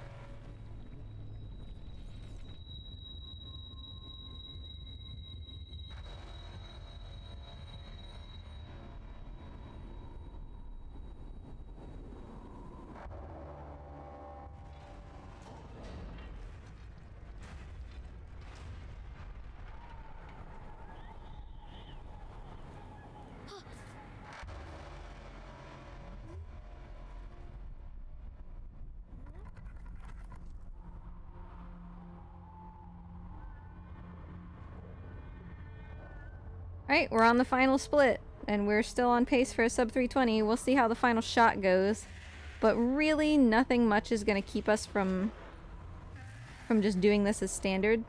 We would have to be really, really unlucky to lose time before the final shot, so...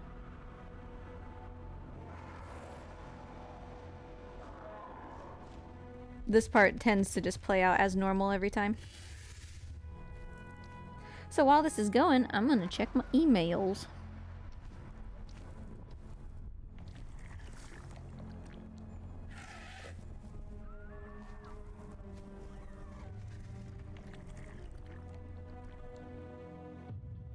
Oh, also, I'm gonna do a test follow again, which is basically just gonna say that I followed myself, just to make sure that you can see it. Everybody please tell me if you can see and hear the follow alert.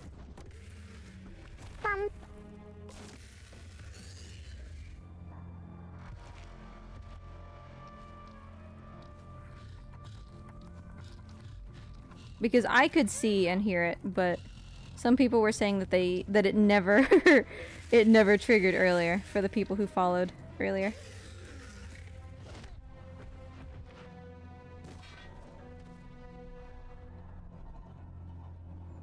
So yeah, thank you everybody who followed, by the way. I don't think for some reason that it played the alert for you, but I hope that it did.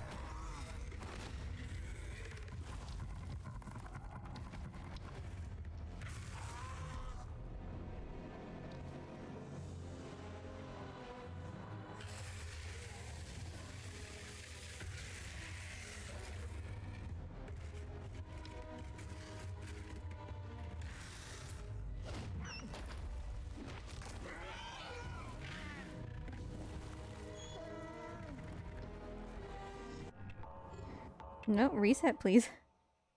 Alright. Heading into the next section. Looking good, no bad luck there.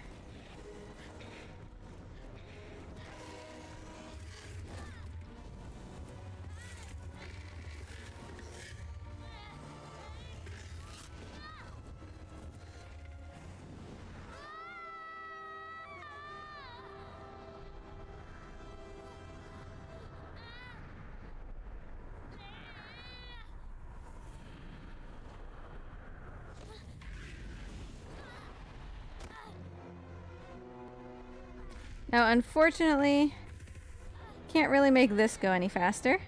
I did a lot of testing during the tasks to see if I could... Like, my thought was I could climb down, because it looks like there's a path on the feathers, to climb down to his tail. And being on his tail would annoy him enough to, you know, take me back to the tower sooner or anything like that. But I could find nothing. The devs acknowledge that there's nothing to do. You do this and that it is what it is, you know?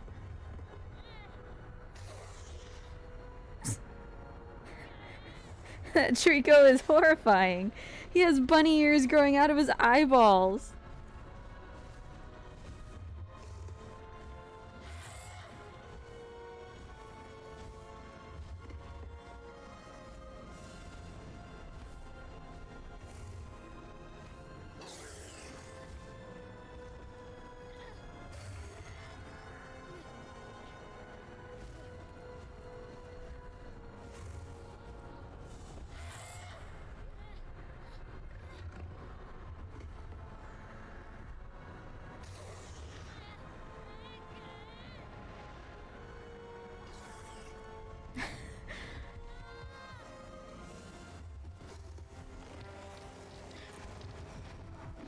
Oof, little bit of a chance for bad luck there that we avoided.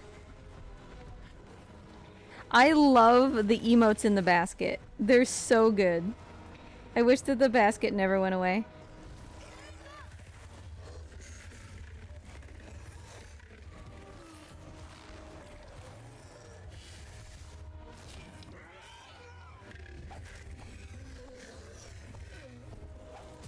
We'll be real close to whether we sub 320 or not. We shall see. First shot, you know, we definitely will. Second shot might be a little bit questionable. If we get a bad pull, also be questionable. Still a good run though. We still accomplished some stuff. We got some stuff to look at for the tasks. Plus it was just really fun. Like, to be quite honest, it was really fun. So yeah, don't forget, if you want to, if you're here for the pathless, and that's the primary reason that you're hanging out, we will be at Calathon tomorrow. Running the pathless for a Y. That was an awful pull. There's no way we can sub 320 now because the boy just will not. He will not do this. Anyway, I'll be at the pathless tomorrow for a charity marathon. Or at Calathon with the pathless. That was just hot, spicy garbage there at the end. Oh well. And no first shot as well. And we got, you know, goobered by the master. Which should not happen when we have the mirror out, but it did anyway.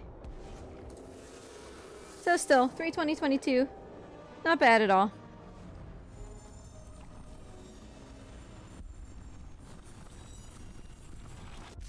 While we watch the cutscenes here, let me see all who's streaming. Thanks, Gaffy, I appreciate it. Calathon should be a lot of fun.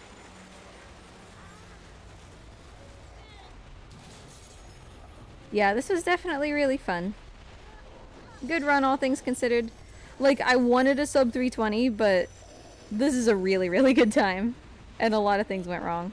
We definitely have world record potential. We just have to get Trico to actually behave. I am going to let these cutscenes play for those who've never seen the end of the game. So let's just chill, eh? Let me grab the Calathon link as well for those who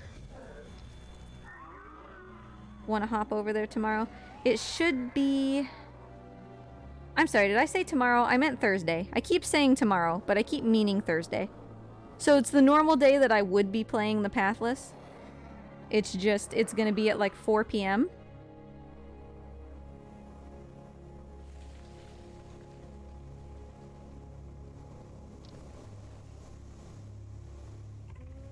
Although, actually, now that I think about it, hold up. Hold up.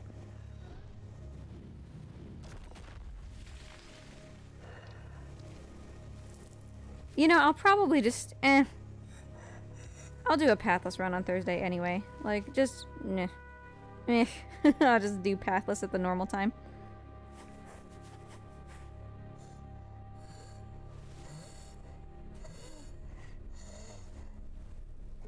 So I rescind my previous statement. We'll be here on Thursday like normal for the Pathless.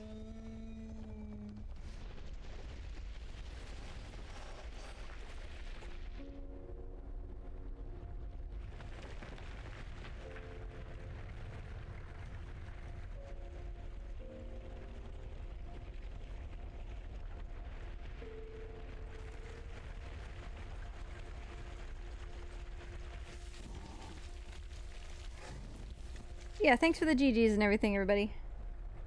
Still a really, really good run that had world record potential and then just kind of putzed, but that's alright. It's not a big deal, right? We've been running this game for years. What's a little bit longer? That was really fun, Aiden, for sure. That was like a really fun opportunity. I feel kind of bad now because, like, they reacted to my world record speedrun, but now I'm, like, 3rd place. You know? But still. Just gotta have another good Pathless run and I'll kick myself back up to the top of that, too.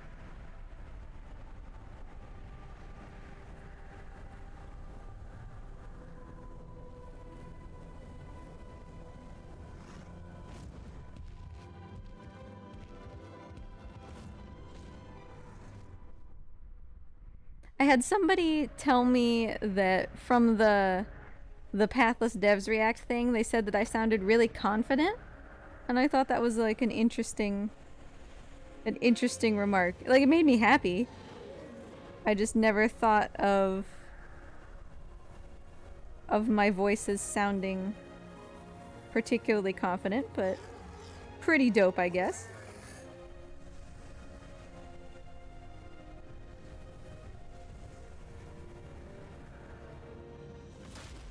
Then again, I guess a lot of people have told me that they really like my commentary.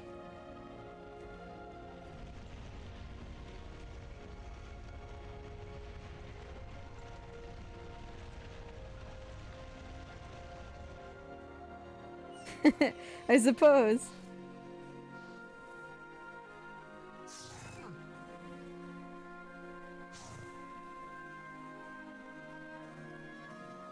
I still haven't decided who we're raiding, by the way, so if anybody has any friends or anything that are streaming, let me know. And maybe we can raid them. We still have a bit of cutscenes, but...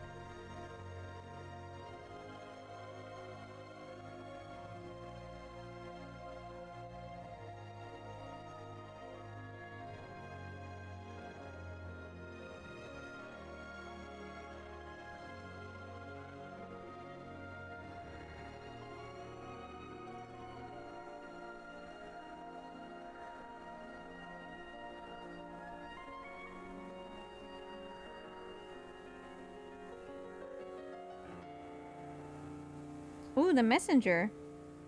I've always wanted to play that game. I'm pretty sure it was just available for free, wasn't it? In which case I must have downloaded it. It's a puzzle game, right?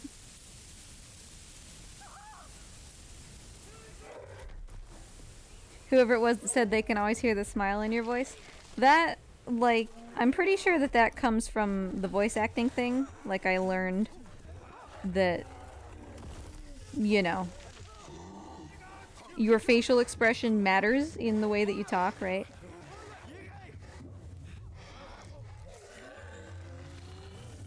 Yeah, I'm pretty sure that the messenger is free right now. You have it doesn't come in any like particular bundle. You have to actually look for it in the PlayStation Store. But I'm pretty sure it's free right now. It might have just ended. I don't remember. Oh wait, I'm also thinking of the witness, Sancho. So wait, what's the messenger? Let me look. Because you're right, I'm also thinking of the witness. Hold on, hold on. The messenger. Oh no, but the messenger is also good. It's just an action platformer instead of a puzzle solver.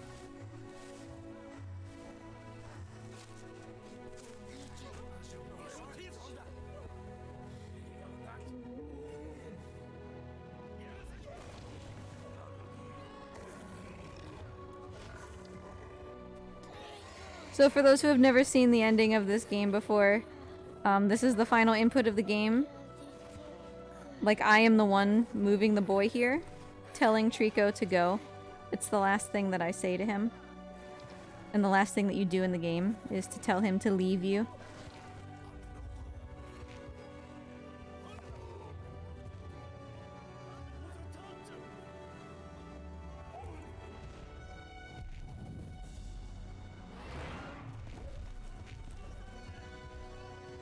Hey, this guy.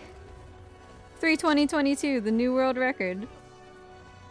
I've decided just now to split PS5 into its own leaderboard. Ta-da! World record.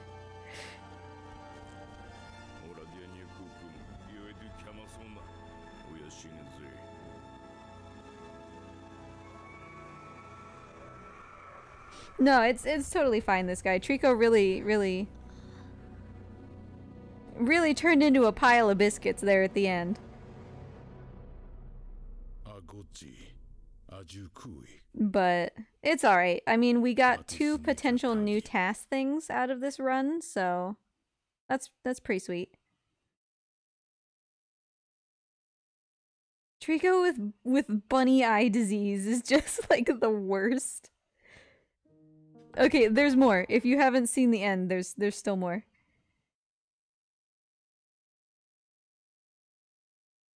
I'm skipping the credits though. And hold on, I also don't want to lose this person's name. Mad Bro9. Okay.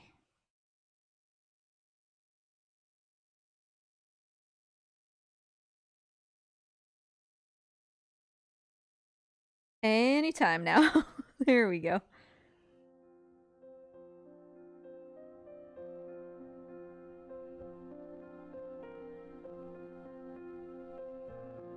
So this bit is meant, right, to like trick you into thinking that it's the title screen.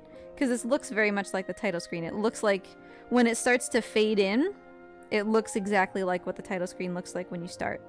So it's meant to trick you into being like, oh, I guess I'm done. But actually, there's more.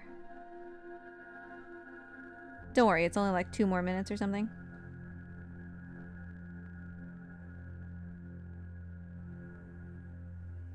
I like that at the beginning of the game you have no idea what this is that you're looking at, you know?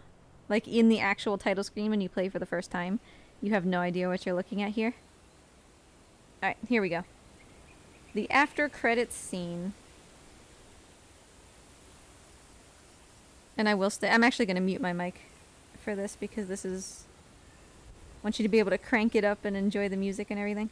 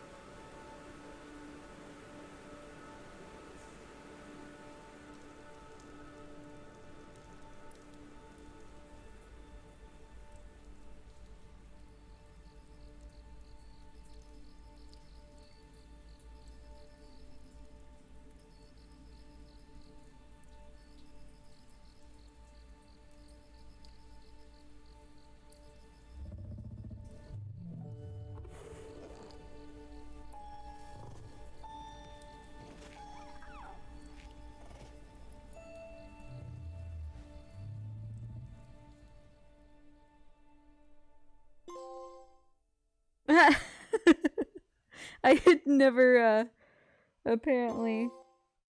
How have I never gotten any trophies on this account? What? Well, Lightning Emissary was the fastest speedrun trophy. Okay. Million trophies. I guess I never played on this account, really. Thanks for hanging out, everybody, though. So we're gonna go raid Madbro, who's playing the messenger. But this was really fun. Even though we didn't PB, we still got a lot of good stuff out of the stream. Thanks for hanging out, everybody. It was wonderful. Thanks for the lizard treats, the follows, everything. Y'all are wonderful. Stay safe out there, and have a wonderful day. Say hi to Madbro when you hop over there. See you later, everybody.